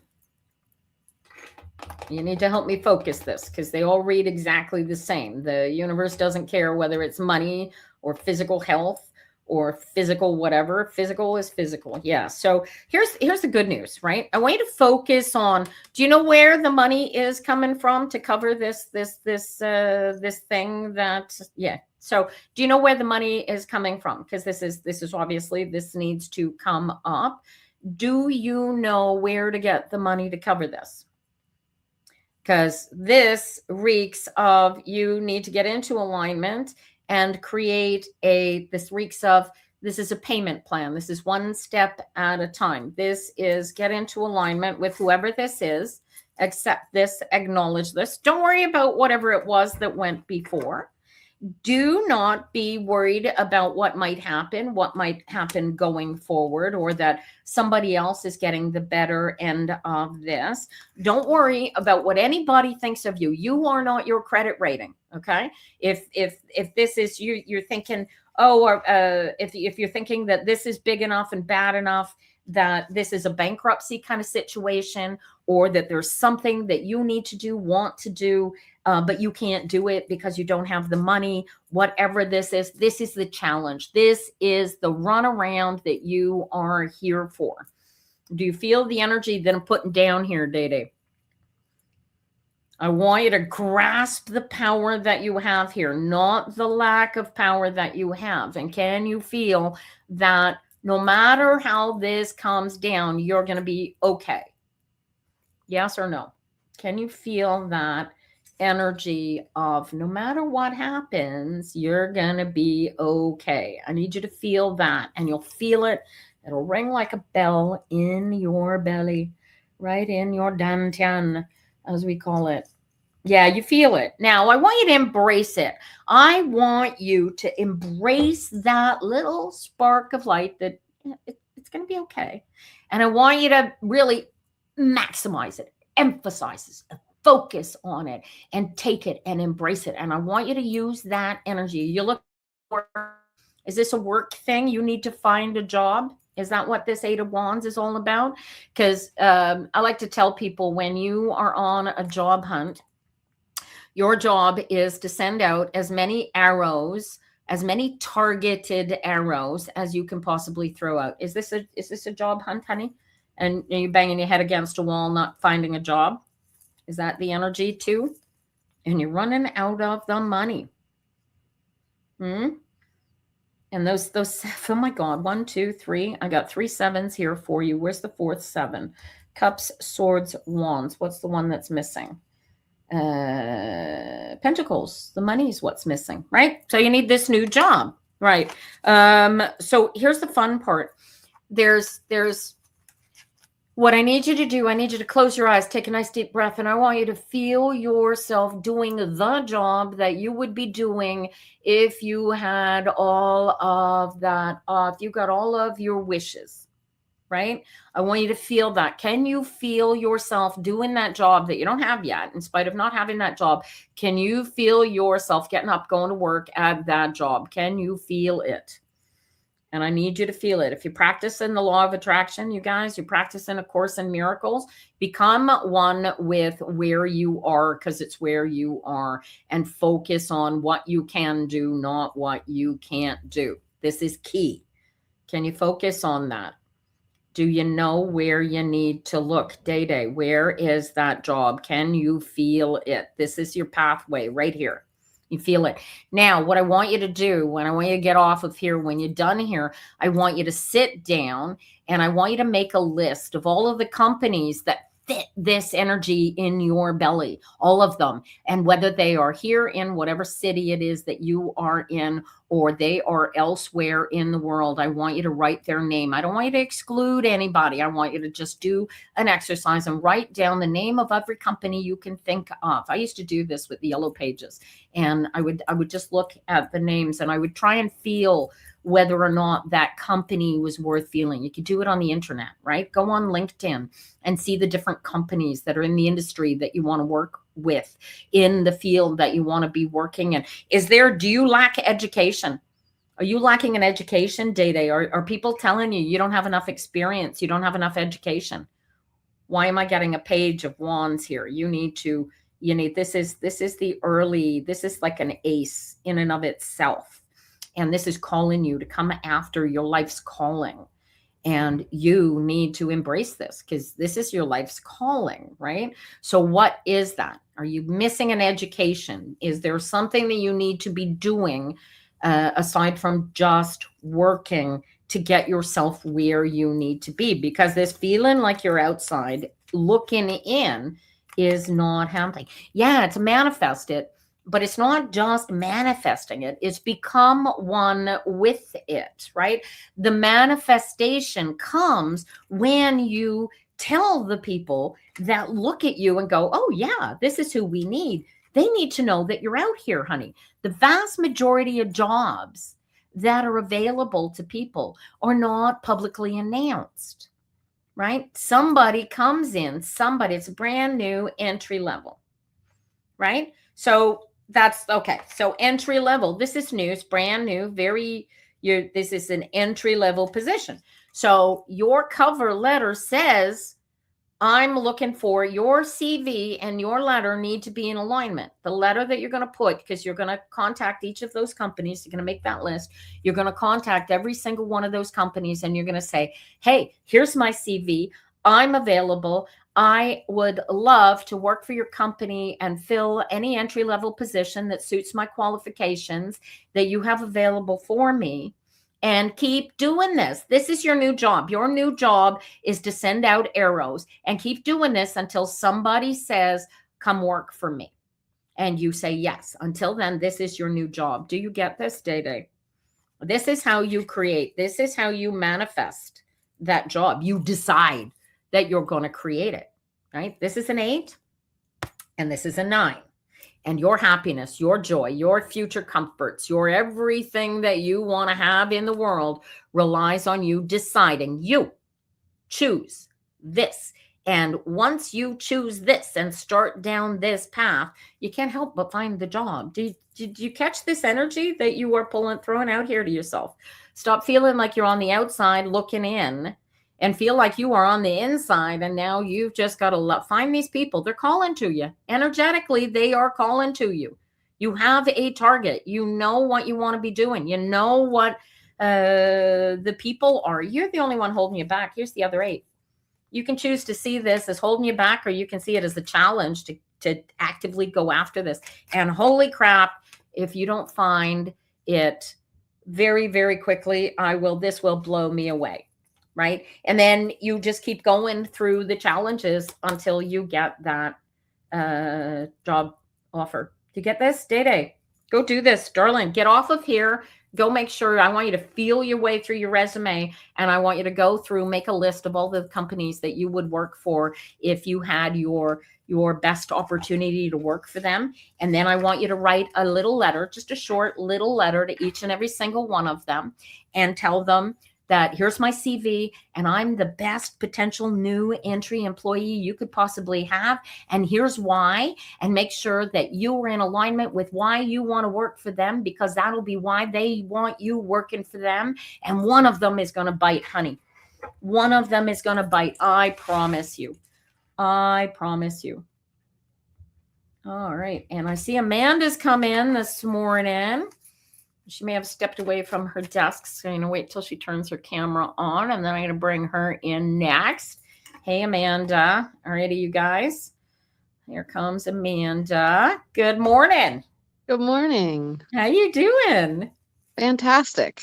You look bright and shiny. I have a spot on my computer lens, so it looks like you have, I can't remember what they're called. You look like you have a spirit. I can't even remember what they're called, but you look like you have one. Anyway, you don't have it anymore. I've scraped it off. How you doing? Okay. Have a great day. I love that. How you doing? Hanging in there. Yeah. Despite everything, all the things that happen, and, you lose people a young age, and a friend of mine from college passed away last weekend. Oh, that's going to get worse as you get older, eh? To be honest with you, if you can pick up on it, like if you have any mediumship abilities and you can feel how many people are up there in spirit. Dude, already got an audience. You have an audience. Yeah, if I can feel it. I can feel it. I can see it. Yeah. And they're all my angels. And I've got her. So I've got this image of her. It was a woman, yeah? Yes. Yeah. So I got an image of her coming in, and picture this. This is a powerful woman, because she moves chairs to take her power when she goes in. So she's moving her chair into place, and now she's sitting down. Biggest, brightest, shiniest light in the room right now. And there's like hundreds of them, girlfriend. But I guess they drop more quickly the older you get. Yep. This is a great opportunity to talk about, because the lady came in earlier. There's 2.5 months into losing a teeny baby. Not even just a month. And the baby was just born 2.5 months ago, right? And as a mother, because you have kids too, eh? You have no kids? Nope. Fur babies? No. I did have one fur baby, and I got a tattoo to memorialize him on my arm, but but you lost that's what I'm picking up on. It doesn't matter. I'm picking up on he was my everything. Right? You and I have this crazy, bizarre ability to feel those dead energies, right? Mm-hmm. And what's cool about it is that some of us are born with a natural ability to feel them, and the rest of everybody has to figure out that those energies actually exist, that those are real, and that you can become one with them and embrace those dead spirits, because they didn't go anywhere. They're still right here. And they're not going anywhere. We will eventually go where they've gone. Yeah. Right?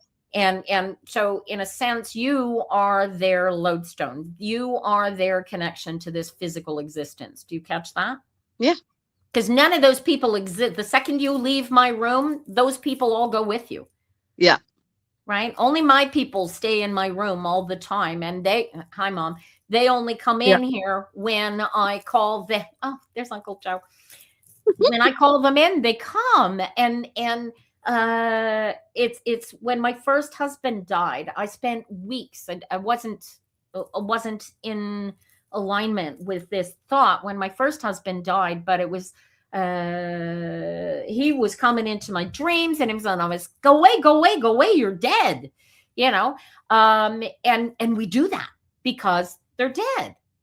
But I don't know who came up with this dead thing, because they didn't go anywhere. They're still right here. Just the meat suit went away. That's right. And it's the That's why I'm like, burn my meat suit, put me in my back in the river or the creek, the bay, whatever, the ocean. I'm like, I'm a water baby. I grew up on the water, so yeah. Put me back in my place. Yeah. My body. Well, it's like Triva too, right? Me, I'm looking forward to April, May, when we have 3 25-degree Celsius days in a row. And that's our first swimming day, no matter whether, if it were tomorrow, the third 25-degree day in a row, we'd be going into that river. So we wear wetsuits because that's a Arctic fed river, and it's got, like, this time of year it's solid ice, but a month from now it's still going to have ice cubes floating in it, big ice cubes. Right? They call them icebergs in Newfoundland. They don't know what they call them here, but that all that ice floats away, and then by about July, mid-July, the water's nice and warm, and then we see other people swimming in the river. But otherwise, people are like, oh, we've had one guy came up to us on his boat, and he looked down, and we're in the water, and we're thinking, why are you coming over here with your stinky ass gas pumping boat, leaving a trail of gas right on the water where we're trying to breathe, right? And so we swim upstream for him so that his gas is, and he's like, what are you guys doing? And my husband I look at him and I go, we're swimming. And the guy looks at my husband. We're in a grand total of 4 feet of water. Either one of us could have put our feet down and stood up. Okay. Yeah. And the guy says to my husband, where's your boat? And my husband does this panicked look around, and he goes, honey, where's our boat? You should have seen the look on the guy's face.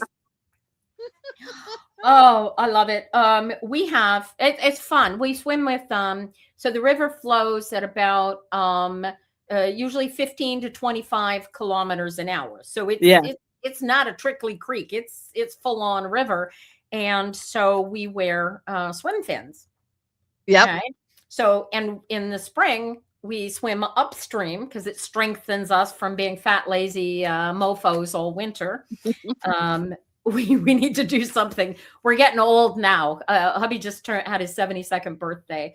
And so now we're in a situation where it's you got to maintain it better, because it gets way harder in the spring and way easier to get lazy in the winter. So I don't know, maybe we'll get wealthy this year, and by the time the snow flies again in the fall, we'll be able to we'll buy ourselves or lease ourselves a swim, a lap pool or something. I don't know, but yeah, we'll see how that goes. All right. So have you been reading for other people? Have you been practicing your practice? And how's it going? Great. This woman had, I did a healing for her, and she had been coughing for like the last 4 or 5 months. It's just been nonstop. And I could see in her lungs, it's like I could see every capillary and every vein. It was just lit up, and it was like inflammation. Wow. And so I went in there and relieved that from her, because she said she was coughing every single day, waking up and coughing, like can't breathe. She said she's no longer coughing. And but she still needs to follow up with her doctor, Absolutely. because there's some other stuff going on, but it all stems from her life circumstances. There you go. Yeah. Because does she realize that illness within her is created because she is not comfortable with where she is? Yes, I've told her that. And I said, If you want to set up a one-on-one, just let me know, reach out, we'll set up a payment, let's get into it, because your situation is a lot more complicated than just the physical symptoms. Well, this is it. Well, this is partly, you should do this. Set yourself up like once a week where you're doing free readings, because what we do, excuse me, I'm feeling your lady's lungs now. Yeah. What we do as meat suits create our circumstances, not Mhm. to say that, oh, I lost my leg, it's my fault I lost my leg. Don't be foolish. We create how we feel about the fact that we lost our leg, right? And when we don't wish to be one with who we are, where we are, when we are, we create negativity within ourselves, and that creates dis-ease, right? And dis-ease translates into what your right. Treva's a good example of that. I mean, you've watched this woman blossom as long as I've been working with her, and I don't know if you were, I don't think you were in here yet this morning, and she said, you saved my life. And I said, don't you dare put that on me, woman. You saved your life. Yep. And it's you who heals yourself, who saves yourself, everything. Yeah. Yep. And I'm just super uber proud to be the catalyst to help people find that, but the key for us as, spiritual healers is to recognize that the math and the science is really, really important for the meat suit. And that is getting better and better by the day. And we really need to take advantage of the medical advancements that we're capable of using to fix whatever is broken, to help us move forward so that we don't break any more things in that sense. Right? Like me, I just, I finally finally called my doctor, and I said, this sinus thing is not clearing. I'm still getting the massive headaches and blah, blah, blah. And I didn't even have to go see him. He just sent the prescription for amoxicillin over to my pharmacy, just like that. And within a day, said it's the first time in 2 months I've woken up without a headache. Thank you very much. But it's all it's all trapped up in here. Mm-hmm. So that's where it is. But no, this is fun. This is good. I've got so much. My big day's coming on Friday, because we're supposed to hear about whether we're getting our mortgage or not. Fingers crossed. Okay. And the funny thing is, at this point, we hold all the cards. Literally, this is whatever's going on, whatever our situation is. Right? I'm in a situation here where I get to choose. I can feel stressed and overpowered and overcome by my situation, or I can realize that we hold all the cards, because for anybody watching this who doesn't know what's going on, I have a private mortgage on the building that this building that we live in, and my business rents the ground floor from us, and this private mortgage holder wants their money back. And they want out of the mortgage. Only because it's a mixed use property, banks don't want to touch it. My own bank that I run all of the money for my little corporation through every year for the past 20 odd years doesn't want to touch it. You would think that they would be the first ones, but no, nobody wants to touch it. So now we're trying to get another mortgage through yet another bank, and we'll know on Friday. They just did a credit check, so fingers crossed. But I am so okay with them saying no at this point, because I've got no fear. What are they're going to do? They're going to sell it out from underneath me for a song, which I will go and bid on. Frankly, I will go and bid on it, and I will get it for as cheaply as I possibly can. And then they'll have to sue me for the difference. Good luck with that, but they're not going to do that, because if they tried to sell it at auction, it's the whole town is for sale. Half the town is for rent, and So anyway, people go through their lives living trapped in their heads, focused on the negativity rather than on what might happen, what could happen, right? And that's where it's the anticipation of goodness that brings the goodness, as opposed to the anticipation of negativity. right? What you put out is what you get back. Exactly. There's I think it was Wicca has one as one of their tenets. What you put out there comes back tenfold. Mm-hmm. Gardnerians go by the same thought. Greg has an expression, you've heard me say it before, that thoughts held in mind produce after their kind. So whatever you keep your focus on, that is what you're asking from the universe. So if you are focused on the loss and the pain and the discomfort and the woe is me and the, oh my God, what am I going to do? Where's your focus? Your focus is completely not on where it needs to be, which is the picking myself up and dusting myself off and getting back in the saddle. I'm singing a song. Yep. Right? That's it. Shakira, Shakira, Shakira. So many songs out there. Oh, over the weekend, I went to my friend's house in Pennsylvania, and we went out to listen to some live music, and it was a classic rock band, right? Oh. So it was a live band, and her and I were the youngest people in the room, but it was okay. We were enjoying ourselves. Share what band? Oh, it was I don't even know the name of the band. We just showed up because it was a free concert, and it had guys in it, and there were just all different ages, but it was great. They all were playing, well, 2 guitars, 1 bass. They were all singing, and her and I were sitting there, and she's like, you know what? I want to hear Wagon Wheel. Oh, I love that song. And I was like, well, let's get them to play it. Literally freaking song. They start playing it. No way. Without even asking for it. Without asking for it. Just her and I sitting together manifesting it. And literally, it's like out of all the songs in existence, which there are many of, all the classic rock songs, this is not a classic rock song. No, it's like a country western thing. You need lyrics, the music, how to play guitar, all of that. All of it. So the odds of that actually happening is like less than 0.110001%. Right? Yeah. So her and I just looked at each other and high-fived each other, and we're like, yes. Right on. And any of you guys watching this, you haven't heard this song, Wagon Wheel, go listen to it. It's a great song. Great song. All right. Wow. That's so cool. Alignment is everything, man. And they don't, have you started reading the Course in Miracles yet? No, but I can add it to my ACIM.org.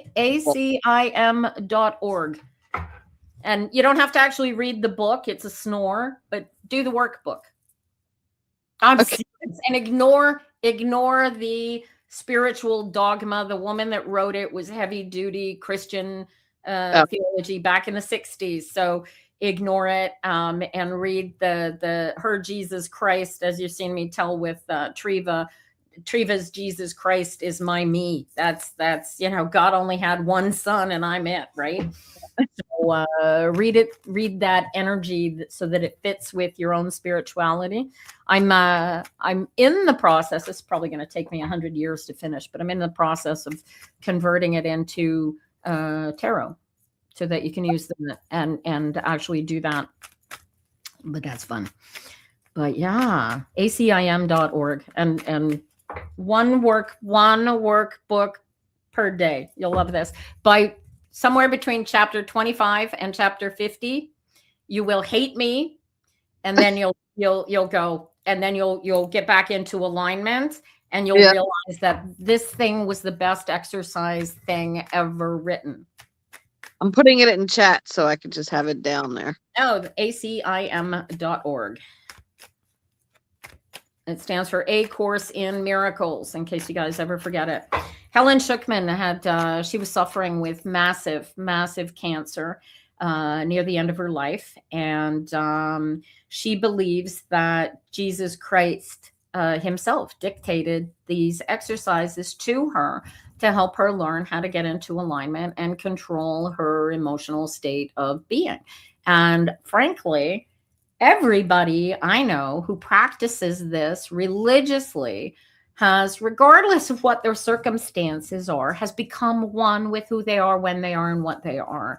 And they live their best lives. And they don't have to be wealthy billionaire pigs. They could be dirt poor farmers, but they are happy and joyful, and life is a pleasure to live. And that's the whole point of the exercise, you guys. Right? Absolutely. All right, so let's see what we can do for Amanda this week, you guys. Dun, dun, dun, dun. 5 of coins. So this is the fifth. Oh, followed by the 5 of swords, followed by the tower. What the hell? Oh my good God, woman. 5, 10, 6, going with the flow. Shit's hitting the. This is like what do you do? Think about like shit's hitting the fan, and you're just going with the flow. Yep. And choosing to stay in alignment at work. Yeah. And there's really not much you can do about it. Is there an essence if you need to speak up on behalf of somebody else or on behalf of yourself? And I did. And I stood my ground, and I'm like, I'm not getting into this. This is not my decision. And the pressure that was coming from a certain individual in my company, I said, nope, I'm not making this decision. I'm letting my team lead handle it. And so she was trying to pressure me more yesterday. I said, nope. I said, I'll do what I'm directed. Y'all figure it out. And once y'all figure it out in the legal way, whatever you got to do, then, we'll take course. But I'm not going outside of the process. So she gets thrown under the bus. Oops. It's her bus. Literally, it's her bus, right? Yeah. Look at her lying there at the bottom of the tower. Surprise, surprise. You didn't think you had it in you. Yeah. You just sort of, it was just sudden, and you spoke, and you heard this little voice inside of your head going, what the fuck are you doing? Shut up. Excuse me, I'm sweary. It's not TikTok anymore. I don't have to worry about being sweary. Yeah. Right? And look at, right here, she's lying at the bottom of the tower, and you were up here standing there holding the sword of truth, defeating the demons. Mm-hmm. Right? And the misconception here was not the situation, but where your power was coming from. Yep. That's so crazy. Other people were trying to go just directly to me, not doing process, and I just kept ignoring them. And then, yep, I'm like, nope, this ain't happening. I'm sorry, it's not going to get by me. No, and success, right? Pat yourself on the back. Oh, pair of knights. Look at this. Ooh. Has something come of this yet? It's in the process. These 2 knights here. This is forward movement. You totally created something powerful. I don't know how this is. This is potentially, I could see them turning around and saying, I want you to do, is there a job opening somewhere there that you? If there is, I don't know about it, but I know people, and I know people have my back. I've been with the company a long time, and one of the upper management is coming into town from the UK, and we're meeting up next week coming up. So we'll see. You've set something in motion. This is stay grounded and stay focused on the happiness of this. Followed by the 9 of Cups. So there's a decision that's going to be made that's going to make you very happy, which is interesting because you've gotten somebody's attention. They're seeing something, and it's almost like there's the energy of somebody's going to put 2 and 2 together, right? And you have no control over this. This is happening without you. These are shadow cards. Mm-hmm. Cool. 8s goes into 9s, and it's all based on that one. What the hell did you say? Oh my gosh. Right. And followed by an Ace of Cups, and then the Fool. Oh wow. 6, 8 of Cups. Right. I can see you. Does this company work with contracts? Yes. I see a potential contract. And there's negotiations, and then you leaving behind the numpties, And this is the numpty card. This What is is cool. Numpty? Numpties. Okay, so numpties are the people who are so lost in their ego inceptions that they can't realize that the hideousness that is their life is hideous because they live the way that they choose to live. Numpty. Okay. But there's an ending happening here. You currently have a contract? No. Okay. So there is a what? Our company deals with contracts. I'm just a full-time employee. Oh, I see. But is there okay? So your We have company customers that we hire contracts. I see. Okay. So I'm anticipating you being asked to do not doing what you're currently doing, but doing something, seeing something, being something that is more in line with what you are good at, trained at. Okay. You've got something going on there that they need over there that isn't being actively used where you are, which strikes me as your ability to stand up for girly here. Mm-hmm. You get where I'm stay focused on this energy, stay in alignment, practice, and then the contract comes up again. Look at that. Oh, look at you, happy camper. This comes back to you were working on a partnership project with somebody for doing your. Yes, we actually have something coming up in March. We're going to do an online event. We rescheduled it to March because she's currently going through a divorce. So we had to push it to March. And then we're also going to, in the summer, do an in-person event. So we're going to go and I'm getting chills, either the beach. I'm going to bring my sound bowls. I'm going to bring, it's going to be one-on-one, waves and the beach and all of it. Look at that. Don't let yourselves get caught up in the planning and the projecting and everything else. Like I tell people all the time when they're planning a wedding, you and your friend are the only ones that know what you've actually got planned. Yeah. Okay. And I give you that warning because this is your baby, but this is also her baby. Yeah. And you can't end up in a situation where it's like, no, this is my baby. No, this is my baby. Right. You've got to stay focused on the joint baby. This is our baby and it has to work for both of you. If she doesn't do alignment, get her doing alignment before you do any of this planning. Right? I'm definitely supporting her in her journey and her growth, giving her the opportunity to see the reflection she needs in order to get into the alignment. So I am supporting her in that. And I love her. She's such a wonderful person.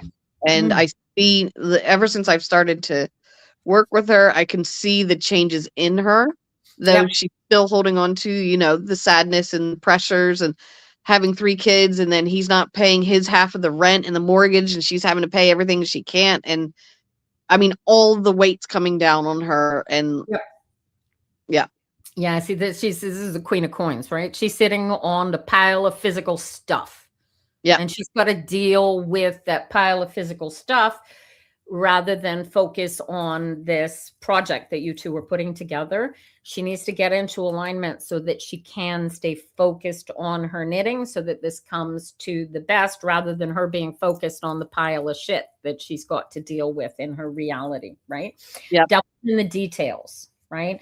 A little warning here for you because I got the devil between 2 queens. This is her and this is you. Right. Do you have Donald Trump trapped in your head? No. Good. This is knowing who you are, where you are, when you are in spite of the world, which is why Donald Trump comes up with this card so often. I haven't pulled for him recently. So, I keep hoping to get the death card. Terrible. But this is not being afraid to be in alignment, what you believe to be right and believe to be true.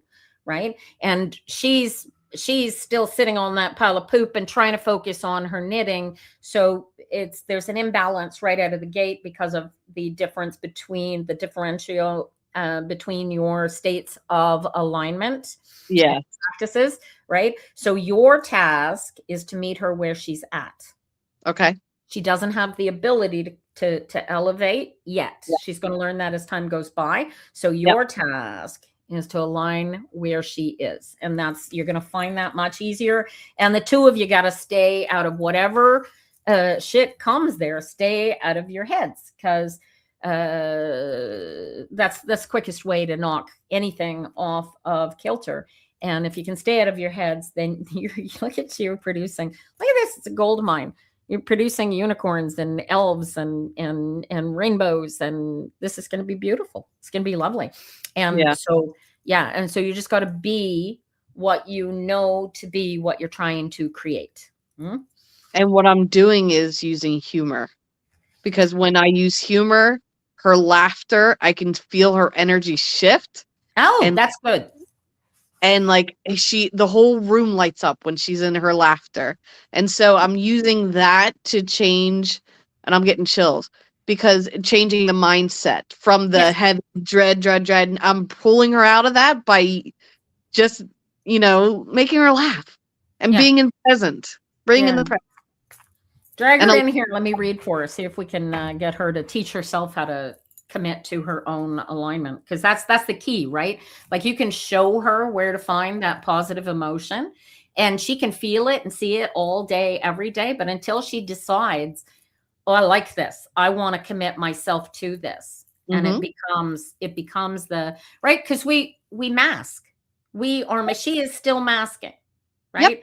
And I don't care who you are and how well you get into alignment with yourself, there is an element of that mask is still there all day, every day. You can pick it up and put it on, or take it off. What's that? It's 11:11. Make a wish, you guys. My eyes were drawn to look up at the time, and I was like, oh. Make a wish. They're the ones. That's it. I think are beginnings. Ones are the beginnings, right? Yep. The 4 ones in alignment are infinite possibility. Yep. Right? That's the beauty of that one. The other one that I like is 12/12.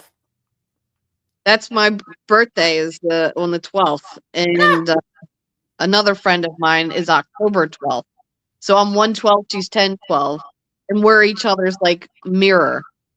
She's like it's interesting.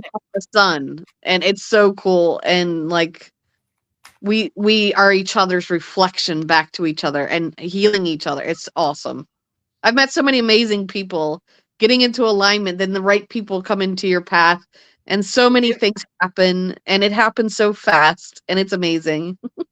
Well, this is the cool part about it, is this is why they call it the law of attraction, because whatever energy it is that we are putting out there is like it's like a magnet for that same energy to come back to us.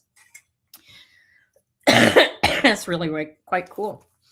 Yeah. So now what do we do? You got any questions? I don't think I have anybody waiting to fill the space behind you, so we can have some fun this morning. Questions. I mean, you've covered work, you've covered my spiritual.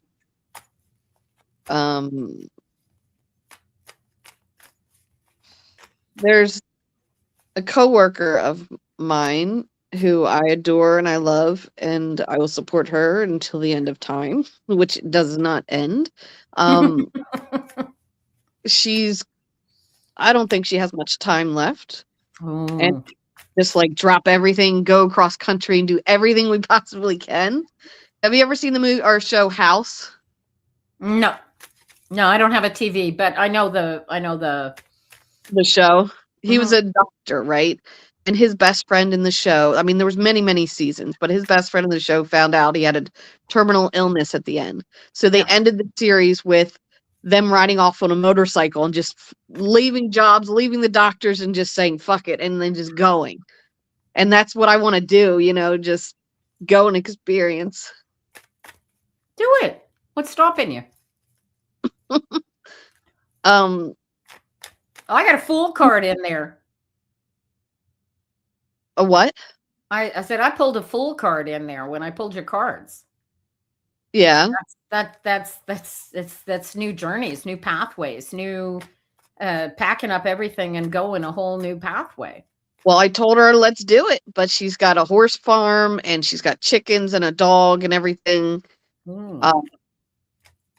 But I don't know. We'll see what happens. You know, I'm ready. I'm like, let's get a camper. We can stay at campgrounds. I want to see the trees out in California, the redwoods and the sequoias. And I want to see Arizona. I want to go there to, Sedona. Yeah. I've been going there. I got nothing saying this isn't happening. I got the devil out of this. I got and of course the devil's in the details, right?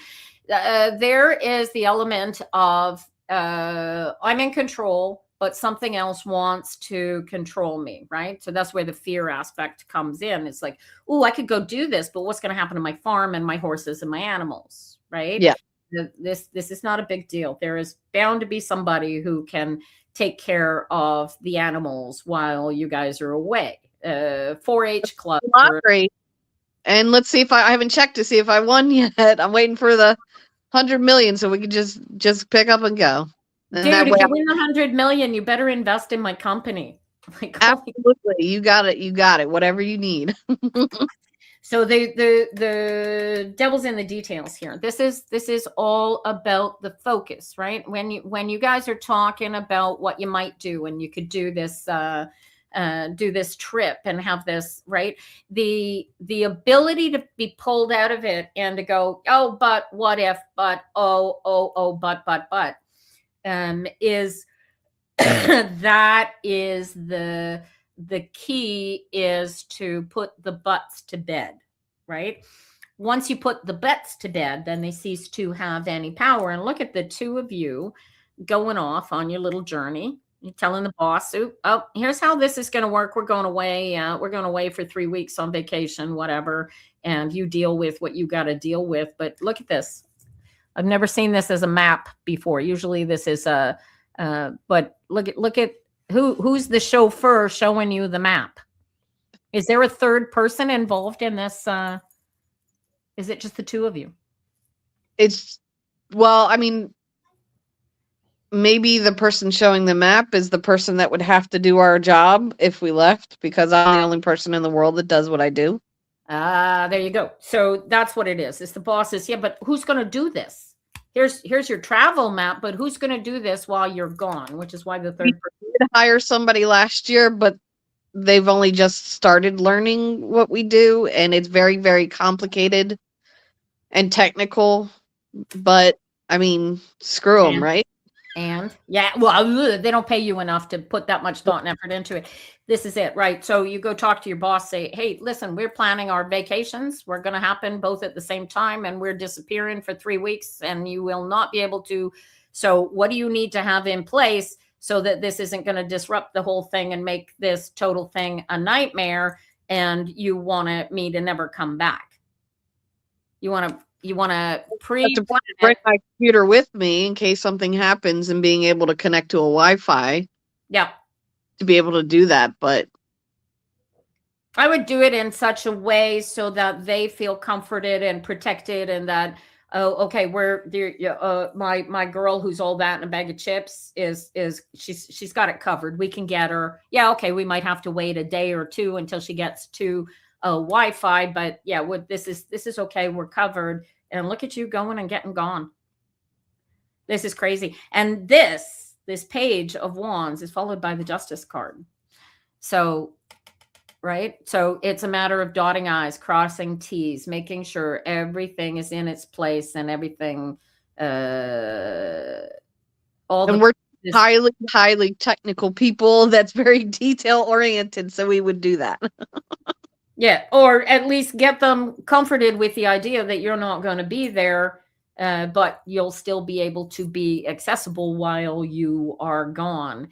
And then the ability becomes to not even have to think about them until okay, I got to check in because it's Tuesday. or Yeah. whatever day you work. Like, oh, okay, well, I'm going to check in with you on Tuesdays and Thursdays just to make sure that everything can flow or whatever, work it out so that it works with them. But yeah, this is just dotting I's, crossing T's. 6 of Wands comes up, treat it like a game because it's a challenge. And this is going to be tricky, but oh my, look at how much fun and comfort and healing you guys are getting from this voyage. And there's the dog. Look at that. Oh, we travel well together because I've gone to, like, she has a doctor in Texas because she has one of the most rare diseases ever known to man, basically. And on top of other things. So I've flown out to Dallas to be with her and take her to drive her to her appointments. And I've taken her to Johns Hopkins, which is a big hospital in Baltimore. And I mean, we've taken each other both to medical stuff, but. And so, and thinking, I'm looking at the Fool card here. And there is the thought in the back of my head, what if she doesn't make it for the whole trip? What if she gets sick and dies on you in the middle of the trip? All right. So you guys need to be prepared for that as a possibility as well. I'm getting a lot of wands in here. So it's obvious that her health situation is predicating this whole. Yes. Being able to have the medications and the oxygens and everything she needs. And yeah, and making sure that you have all of that in place. And then once you have all that, you're the only ones stopping this from happening, and even then, right. And not being afraid of what might go into it with the absolute adventure that you would have if nobody was sick and you didn't have to think about all of that stuff and really enjoy it, right? Like these are the cards that really about really sucking the juice out of life. And you're recognizing that this friend that you love and enjoy being with so much has such a short period of time left. This is absolutely this is one of the best ways to not only help you pre-heal the pain and suffering that your meat suit is going to have at her loss, but also to help her really enjoy whatever of her last days are left. This energy reminds me, my uncle got real sick and he was dying. And so I sat down and I wrote him a letter telling him how much I appreciated having him as my uncle and how much I appreciated everything that he taught me. And I enumerated all the things that oh, you're crying. I'm sorry. I love it that much. That's okay. That's how the soul cleanses itself, right? Cry the tears now and you don't have to cry so many after she goes, right? But if you can look into the darkness and embrace the darkness long before it ever comes, then when the lights go out, you're already comfort in the dark. You get it? Yeah. We do all the time. We're very aware of the ending and we are very well aware that it's coming, and we make jokes about it. We're like, okay, how's your doctor's test?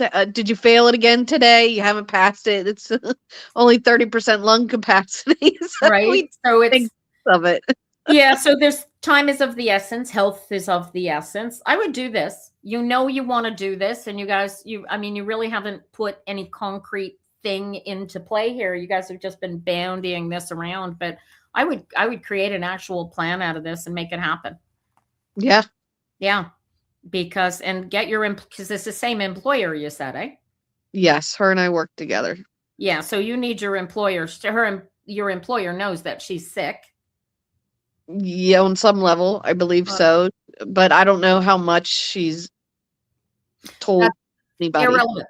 It's irrelevant. They have an idea that something's up, but they need to be on board for the two of you to take your vacation together. Yes, and by bringing our computers, I think they would be okay with it. There you go. Didn't even tell them. We're going.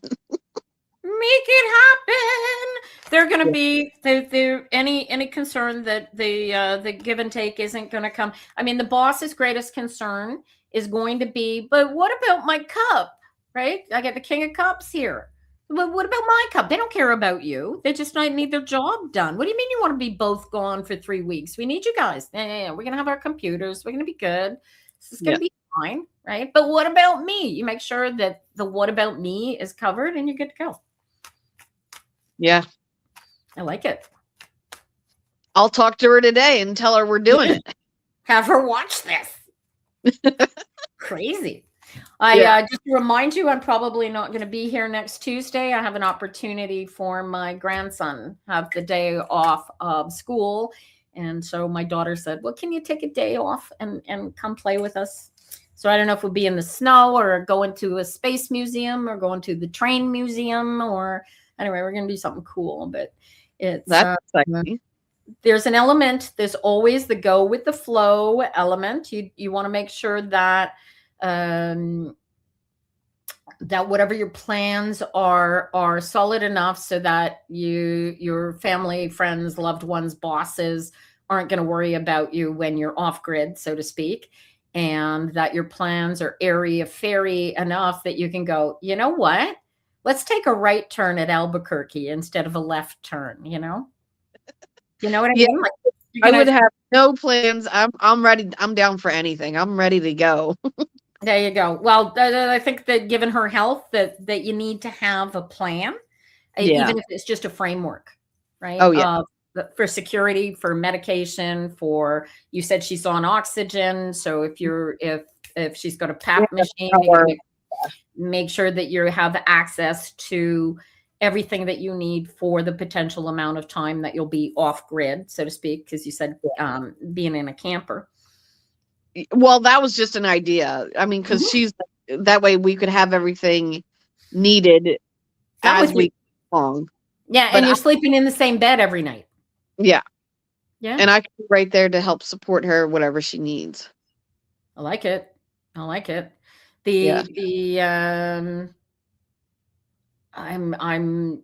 trying to see or feel anything negative in any of this conversation, and I'm getting just bright sparklies. I'm not getting anything that says, oh, don't do this. I'm getting everything. It's like, if you don't do this, shame on you. Yeah. There's a conversation between you and her that needs to happen, and that can only happen while you are together in this space that you're about to create. So I don't know what it is that you need to say to each other, but goodbye is an easy one, right? Yeah. Because she's going. She needs to be aware that she's not really going anywhere. Just the meat suit is going, and you're already on board with that. She's likely scared. She's likely, I don't know how much pain she suffers with her condition. I can feel it, and I'm like, how are you still alive? Right. Because I'm like, how do you? It's wild. But she's one of the hardest fighting people I've ever met. Yeah, understand that she has a connection to her own alignment that we are completely unaware of. Do you feel how you just went? You just meant moment. You're back now, but did you feel how you just went momentarily into your head? That's you're going to go there anyway. You have no choice but to go there. The trick is to pull yourself back in and recognize that, hey, pointy-headed me, she's physical. Yes, we're going to miss her when she's gone, but she's going to be, I can pull her right in. You can pull her energy in here right now. And she's not even gone. Yep. Right. And knowing that gives your pointy little head the pre-comfort, make everything easier to deal with. But it also gives you a solidity and an ability to look at where she is going and help her create the comfort for herself so that she goes there with her own grace and honor intact, and not, I believe that there's an aspect to people going when they are not ready to go or don't want to go, that in essence creates even more powerful of a meat suit lodestone for them, right? Like the friend that you just had that died, was that a sudden death or had she planned for it? She had breast cancer and then she recovered from it, and then it came back with a vengeance and went quickly. Yeah. So she she had likely, just meat suit works this way. She had likely to come to grips with, oh my God, this is going to kill me the first time she had it. And then, so when it came back the second time and all of a sudden there's no fighting this and now she's gone, there's a resignation to it, like a, ooh, damn, I can't prevent this from happening. And she just allowed herself into it. And this is the crazy thing about alignment, because I often wonder after the fact is if they had been in alignment, more in alignment with their meat suit, really, really wanting to be here and really, really wanting to survive, would she have had that in her? Would that have been, right? Like you see the difference from the first time she got sick versus the second time. The resignation is there and she just slips into it. Right? Yeah. Yep. And so I can't put enough power onto it. We have no control over when we go. We only have control and power over how we go. Yeah. Right. But and if like what? And power over how we live. Oh, totally. Well, that's the whole point. That's why I do this, because so many people in existence. So you've seen all, when am I going to get a boyfriend? Am I pregnant? What gender is my baby? Yeah. Is my husband cheating on me?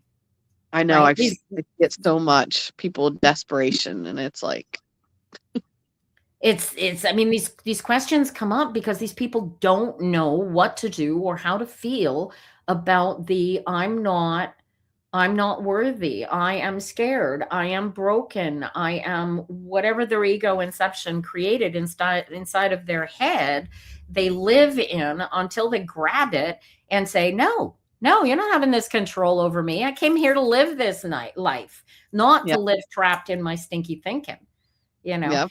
And that's the first step, right? The first step is recognizing that we have no control over anything that we have no control over. Yeah. Right? And we have no control over the meat suit. We only have control over how we feel about it. Yeah. And that is so powerful. Once you grasp, well, you already know this, I don't have to tell you, but everybody watching this, once you grasp that the only thing that you can truly control is how you feel about whatever's going on, and that if you can focus on what you really want to be focused on in your life, the focus is key. It really is the key. Yes.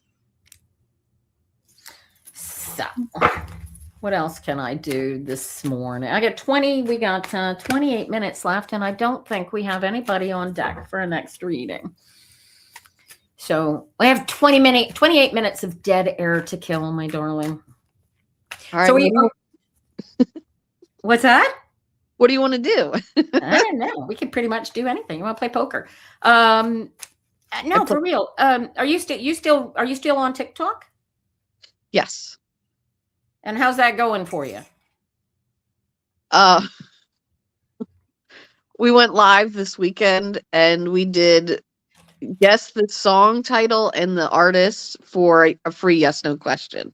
Okay. And so we did a fun music trivia night, and I was having fun. I was a little tipsy.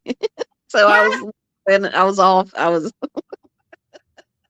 having a good time, and we had fun. Oh my gosh. Yeah. That's good. Yeah. That's the way to do it, right? That's the challenge is to, and how many people did you have come into the live? I think we had up to 15, 20 people at one point. Mm-hmm. But we do have our regulars that come on. Yeah. So, but I'm going to start posting some videos of things to think about and stuff like that. I'm going to start doing words of wisdom, because they call it Amanda-isms. They're like, I write it down and I can listen to you talk all day. And it's it's like a switch comes on, and it's just like I have a TED talk. Yeah. That's like my rampage when I'm reading through the cards. Yes. It's You know But what kills me is people are like, it's so amazing that you can do that. And I'm like, dude, you could do this too. You just got to teach yourself where your light is, where your ability lies. And I can't teach it to you. You got to go inside yourself and find it. yeah, And so many people never, ever will. yeah. It's heartbreaking. It's interesting to see the more you remember who you are, with the things that you learn throughout your life, how much perspective changes. And then you look back on your life and you're like, oh, that's why I did that. Because like my major was speech communication. I was a psych major at one point too, and that kind of woke me up. And then little things like watching The Matrix. And I'm like, oh, I was so like, I watch it over and over again because I was like so drawn to it. I'm like, that's what reality kind of is. It's like a computer program, like a TV, like this is a simulation. This is This is just to learn and grow more from a different perspective by taking all of our knowledge, well, not all of our knowledge, to be able to, with the veil, to remember who we are, remember how powerful we are. And it all comes from you. You create reality. Yeah. Watch this. I bet you haven't considered this. So you saw the Star Trek series? And if Dad did, and I did as a kid. I would glance at it every now and then. I do love Bill Shatner. Okay. So we were going into the later Star Trek with oh God, I'm gonna draw a blank on their names. With the old British bald fellow that we all adore, Captain Picard. Was that the Shakespearean actor, Earl Grey, hot. Okay. Anyway, so later in the series, and he's got Whoopi Goldberg plays, and they're off against each other. Anyway, in this series, they end up in what they call the ribbon, and they're trapped. And the ribbon is absolute perfection. Once you get into the ribbon, you never want to leave the ribbon, right? Well, at the end of the show, they leave the ribbon. And I'm left walking around going, you can't leave the ribbon. Once you enter the ribbon, you can't leave the ribbon. So I'm walking around with this thing trapped in my head, is that they are still in the ribbon. They just believe that they're no longer in the ribbon. They're experiencing, right. And that's the crazy thing is, I think that is the lesson that Gene Roddenberry meant to get from the ribbon. And I don't think people get that. It's just like, there's only one way out of here, and it ain't alive. You can't go anywhere. So you might as well make the most of what you've got. Yep. Right. And sometimes in order to make the most of what we got, we have to leave the ribbon, in spite of the fact that you can't leave the ribbon. And that's the funny nuance I find, that what we are dealing with the so-called, what I call the spiritual ether, where all those dead people live. Right. And it's not just, what's funny is it's not just dead people. It's, I can see and feel and basically touch the energy of people who are not physically in the room, just because they are. And I don't think other people have this total woo-woo shit for most people, I think. Like, right now at this point in time, there are not many people who are spiritually aware. But we are going through the Great Awakening, and people are starting to understand, but they don't quite understand everything. But I've been afforded a wonderful opportunity to be able to work from home. I had seizures several years ago, and so I've been working from home, and I don't have any kids. I don't have a partner.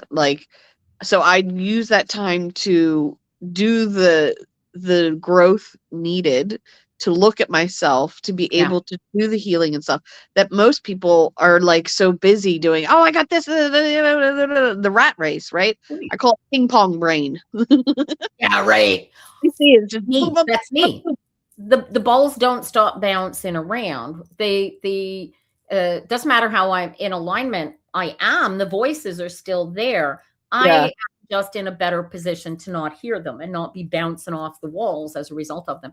I got to tell you this quick exercise just popped in my head that you will find useful. So one of the things that I discovered, because for me, getting into alignment wasn't about seeing myself. I was already, I had already become myself. My difficulty was looking at my meat suit, and instead of just getting into alignment, which I already was, right? Somebody showed me this exercise and I couldn't do it. I could not do this exercise because I was already the me that sees me when I'm looking back in a mirror, which is where you want to get to. But I was in the ribbon at the time, right? And so here was the exercise, and you'll like this. So what you do is close your eyes and relax. And you want to picture yourself sitting in you want to get into a nice hot tub and picture yourself sitting in the hot tub. You see yourself taking a bath. This does not work if you're not a bath person. So, make it a jacuzzi if you're not a bath person. You want to picture yourself in that bathtub. And then what you want to do is you want to pull yourself up out of yourself, and you're pulling further away, and you'll see the top of the full room as you pull yourself away. You pull yourself out of the building, you see the top of your house, and then you see your street, and then you see your city, and you pull yourself all the way out so that you're out in outer space, looking down at yourself in that little tiny hot tub, little speck of the distance. Can you do that? Mm-hmm. Yeah. And this is how these guys were teaching people, using that exercise, teaching people how to get into alignment. And you see yourself, except I couldn't see myself because I was myself, right? So I have to do it internally. I have to do it from an internal thing. So if you have a hard time with somebody trying to find their way to see themselves, this is an interesting exercise to try that, because it worked really, really well for them. It's upside down from how I do it, but we're not all the same. Mm-hmm. And we can't all be shown how to find our alignment in the same methodology. So the more little tricks like that, like the coffee worked. I think it was Ninja Mama that got it by me showing them how to do it by tasting the flavor of the coffee. You can do it with chocolate, any flavor sensation. You can do it with physical touch sensation. Oh, did I show you my new bracelet I'd gotten for my birthday? It's made of seal skin by an Innu artist from Inuktitut. And so I can pet it and it will never bite me. I love that. That's why I like the blankets. I mean, if you can see here, like the softness, I love it. No, Cece. And I have my tactility is bizarre because I touch a lot of fabrics like that, fake furs, and I touch them, and all I feel it's like touching sandpaper. It's just like I can't touch that. That's just that my fingers don't like the feel of that fabric. But give me real fur, and I could do this all day. Mm-hmm. I actually have a little like mink thing that's a fur that I got it at a Renaissance festival. There you go. This pet, it's by my computer at work, over there at work, my workstation. So tactility, any physical sensation that somebody can use to make themselves feel better that's the way up. That's the way. And if they can become one with that sensation, there's their alignment right there, and they can pull it and build it. Oh, that's beautiful. Is that a tiger? What is that? Oh my God, that's huge. Tower. It's horrible thought. Do not try it at home. Okay. They get too much of that in the emergency room. Terrible thought. Yeah, definitely won't do that. Is that tiger's eye? What is that? No, this is a golden healer. So This is hematite, which is an iron oxide that goes into a clear quartz and creates these beautiful oranges and yellows and browns. So I'll sit here and watch TV and I'll just go like this. That's cool. Old and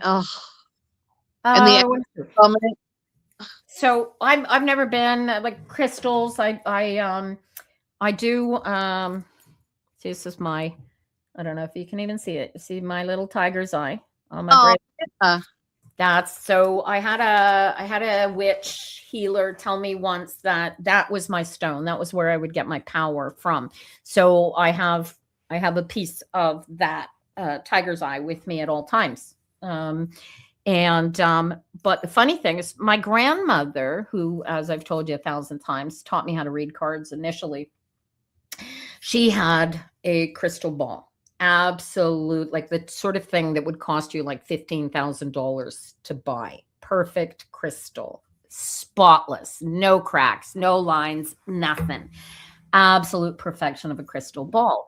And she promised it. She said, no, I'm going to leave this to you when I die. So when she died, I said to my dad, where's the crystal ball? Because she said that I could have that. And Dad said, I don't know. It's gone. It's just like it materialized with her when she died, sort of energy. Like it's just, he has no idea where it went.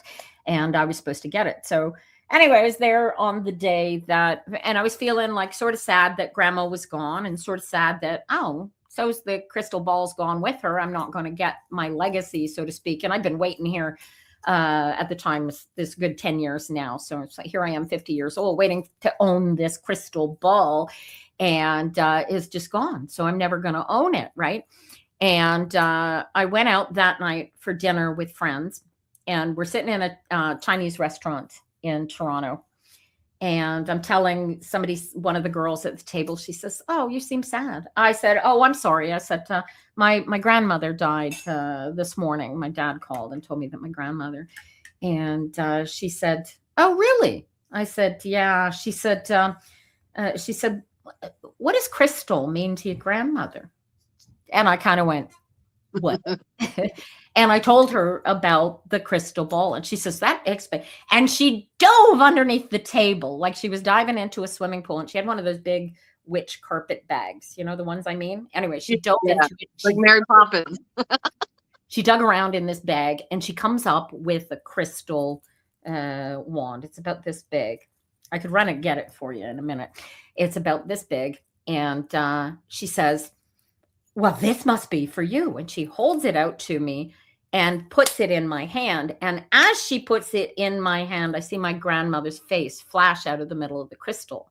And I knew that this was her delivering the crystal ball to me, that she couldn't deliver to me because now it's gone wherever it's gone. But crazy. Yeah. Wow. I was just the connections, the energies, they fit together the way that they fit together. But it's super cool. Yeah, I got an idea. Hang on. I'm gonna show you this. Oh wow. This is an amethyst with a calcite inside. Wow. And blue lace agate. Oh my gosh. And also you could see the quartz border where the purple, which is also iron oxide, that gets in there. And it goes all the way around. Oh, that's stunning. All right. Keep showing that agate. I'm going to be right back. I'll see if I can get the crystal. I got so many, like, they fill my heart. But anyway, anybody that's there, enjoy the view of this puppy. I'm back. That's beautiful. That's not a cheap rock, I'll tell you. Well, I'm a Capricorn, and I don't like to pay full price for anything in my life. I know the feeling. Here's the crystal. I'm really good at finding really good deals on crystals. So my crystal collection's probably worth 10 times, if not more, than what I paid for. Oh, that's cool. That's the crystal. That's the crystal she put into my hand. It's one of my favorite. Clear quartz is one of my favorite crystals. I think I have a friend that does crystal work, and I'm gonna bring it to her when I get a chance and have her clean it for me. But yeah, that's the crystal. And the thing is, like I said, it's huge. Yeah. So that rock you've got, that's quite a piece. Oh, good heavens! Look at that. Oh, you're not kidding. You really mess around with rocks. Oh yeah. Oh, wow. Ever since I was a kid, I used to collect rocks. I even have a whole shelf on the outside of crystals that I found. I don't know if you can see it. but these are ones I've found locally around me. Oh, wow. These are mica and some garnet in there. I was going to say that looks like garnet. Yep. That's one of my favorite stones. It's so pretty when it's polished. It's my birthstone too. Ah, lucky you. And I found several pieces of it. Clear quartz, all kinds of different quartz. And Maryland has serpentine that I found some beautiful pieces. Wow. And then all kinds of. Oh my heavens. Oh, good heavens. See what not having children or a husband gives you guys. Look at that. I have a similar butterfly to that. Well, this is my most prized possession right here. The butterfly? Nested this, right? Because I love trees. Okay. Trees are like my home. Ever since I was a kid, I used to like run on and play in the trees in the dirt, like, and make home and fairies out of them.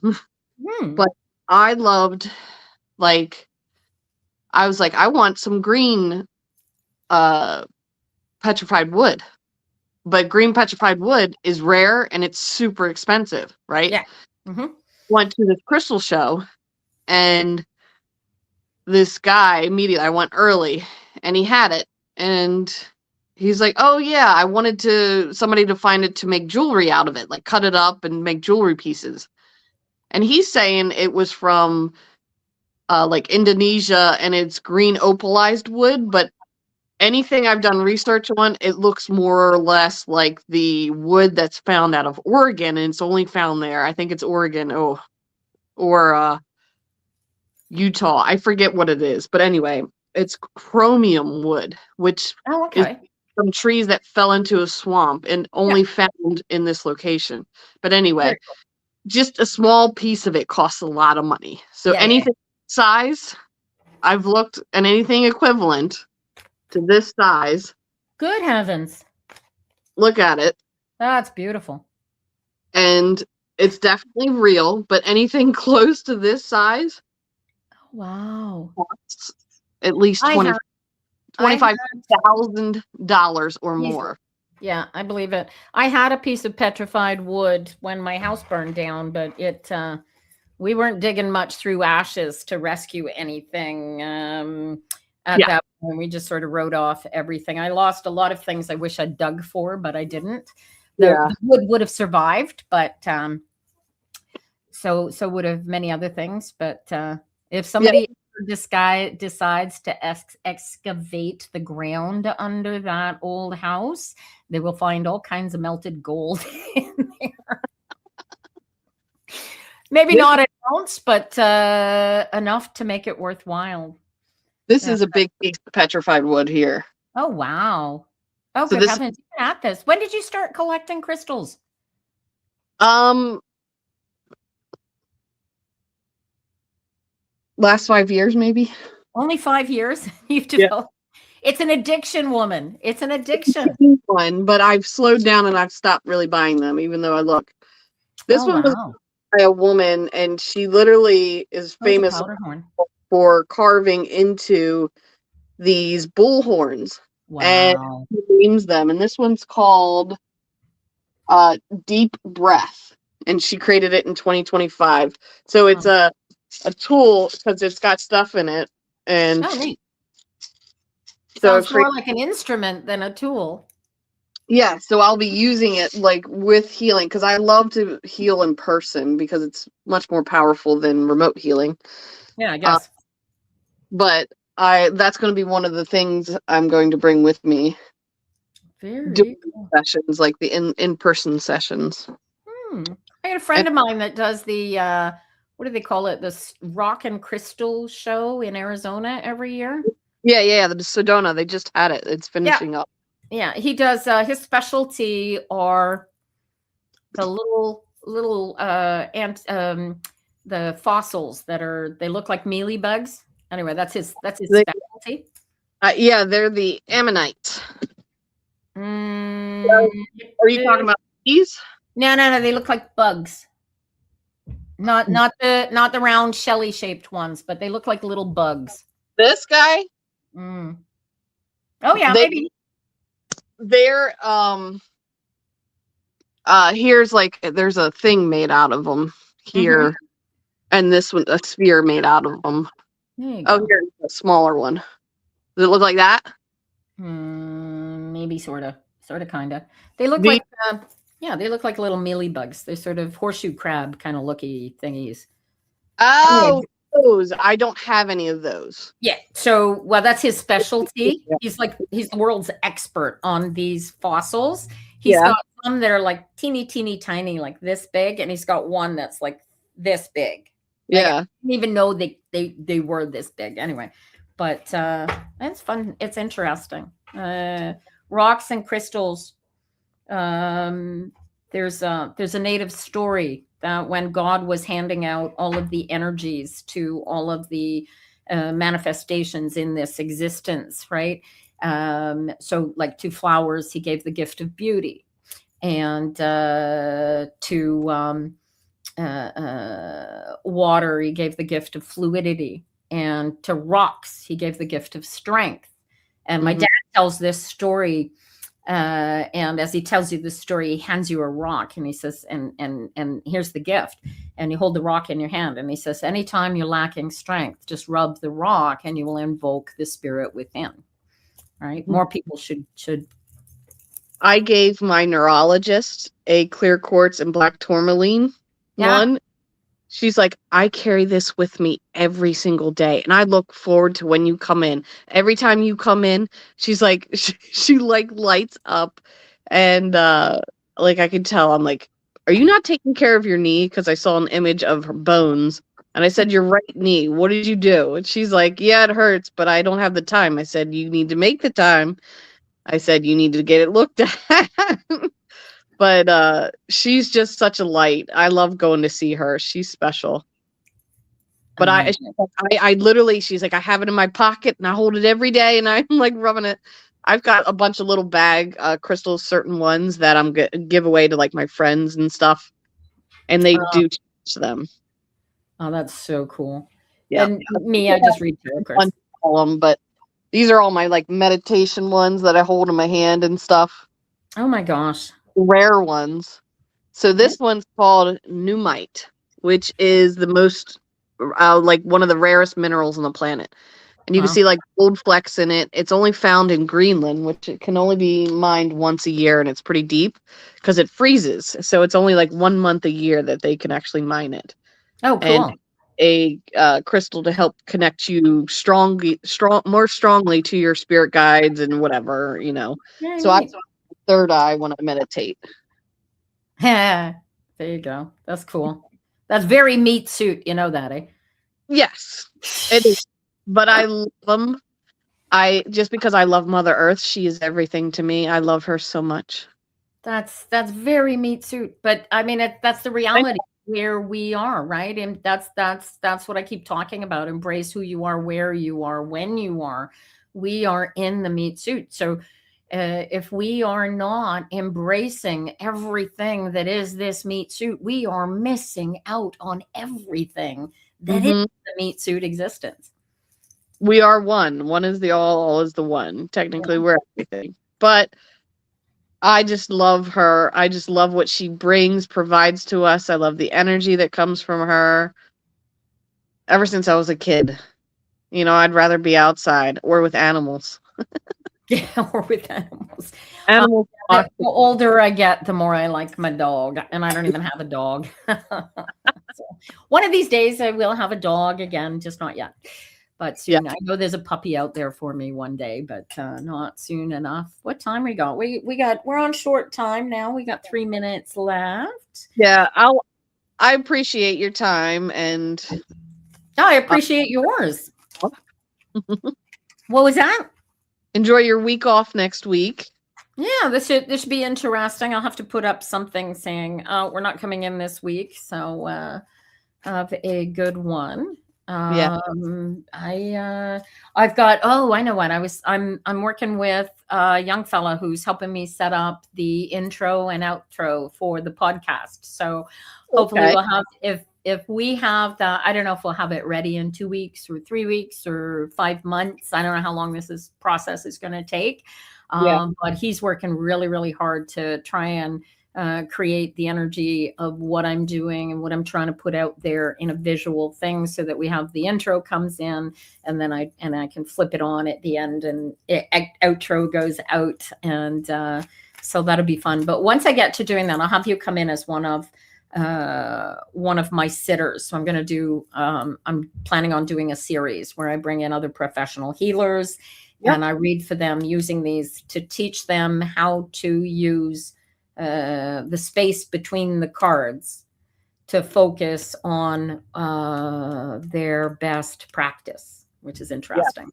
And so I already told you about that. We have you on board. So, but I got my second person on board for it, and I got a bunch of people to talk to and ask about it, and we'll see where that goes. But there you go. It's fun.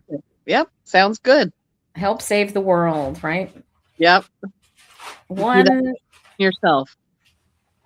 That's all it is, right? Start with yourself, because you're really the only one you can save, and then once you have found your own personal grace and your own personal power, then your task, should you choose to accept it, is to help other people find theirs, right? And that's why we're doing this. Of who they want to be, even if they get mad at you or get jealous or whatever, then it's just awakening something in themselves that they need to look at. Yeah, very, very often. Wow, I am so glad you came in this morning. We're going to have, like I said, we'll be off next week unless it's a surprise and I don't end up spending the day with my grandson. Be back here in 2 weeks, you guys. Stay in alignment in the meantime. And if you can't get into alignment, do something that will help you get into alignment, because that's really the only thing. It's the best thing right there. Magical. Your heart desires. And that's more. It. That's and it. More. And who was it saying, I do not want what I have not got. Mm-hmm. Put the focus on what you have, not what you haven't got. Yep. Glad to see you. I'm going to throw you out of here. Have a great 2 weeks, and I'll see you a week after next, unless I see you before then. Everybody else, thanks for coming in. We appreciate sharing the love and the light with you guys. This is all about getting into alignment so you can live your best life. The tarot helps, but this is a you job. This is an inside job. You guys focus on it. Be the best you can be, because that's all you've got is the you.